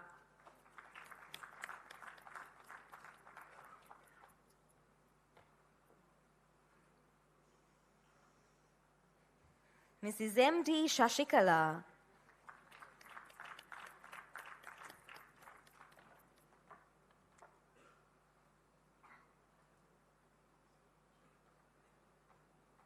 Mr. H.P.H. Pratapage.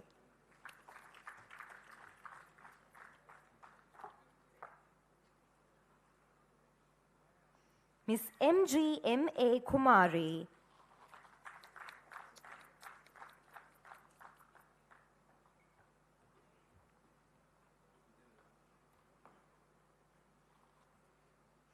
Mr. M.M.A. Mushfan.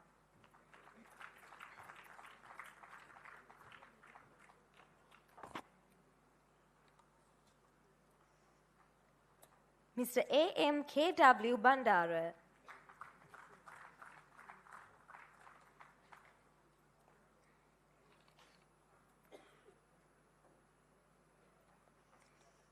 Mr. HMNP Herath.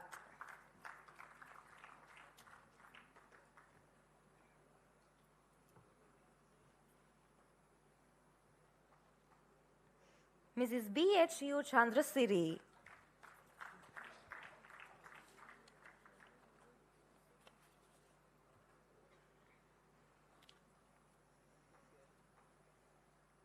Mr. DSBR Prasad.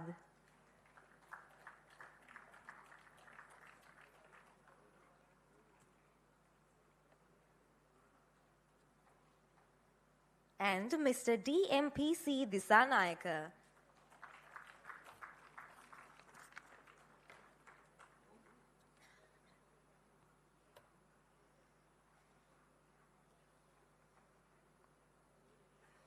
And as we come to the end of this segment, we would like to say a big thank you to the Vice Patron of IIESL, Engineer Dr. T.A.G. Gunasekara.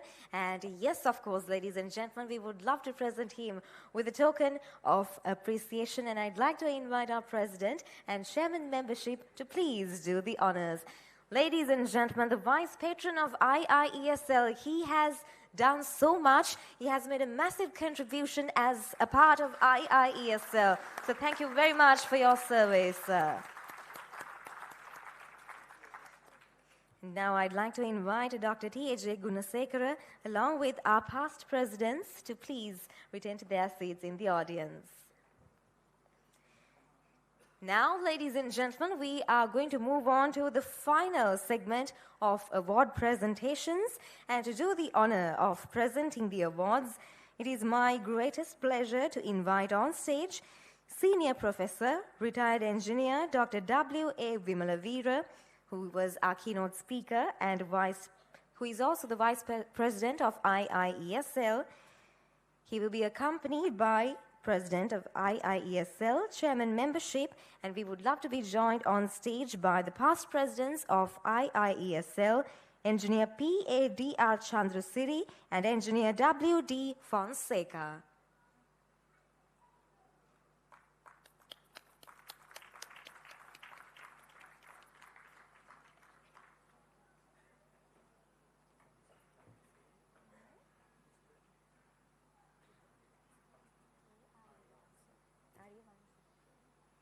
Can we please have Engineer K. Aryavansa, our past president, as well on stage to present the awards to our associate members, K. Aryavansa.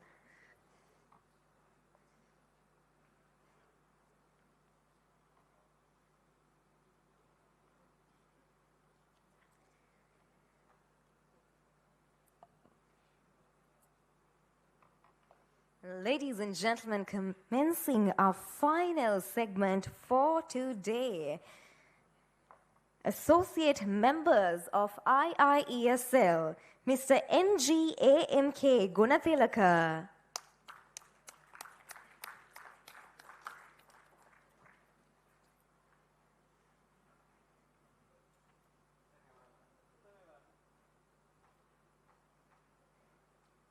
Mr. H. Kugnation.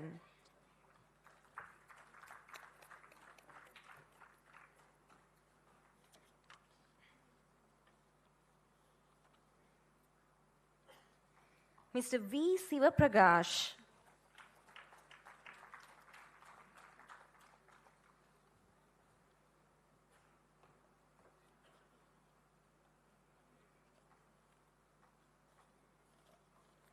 Mrs. S. Malanpan.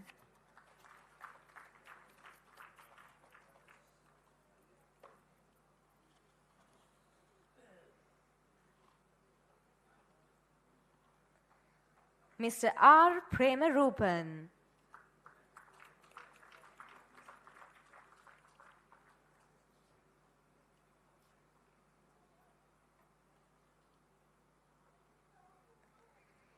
Mr. G. Sai Shant.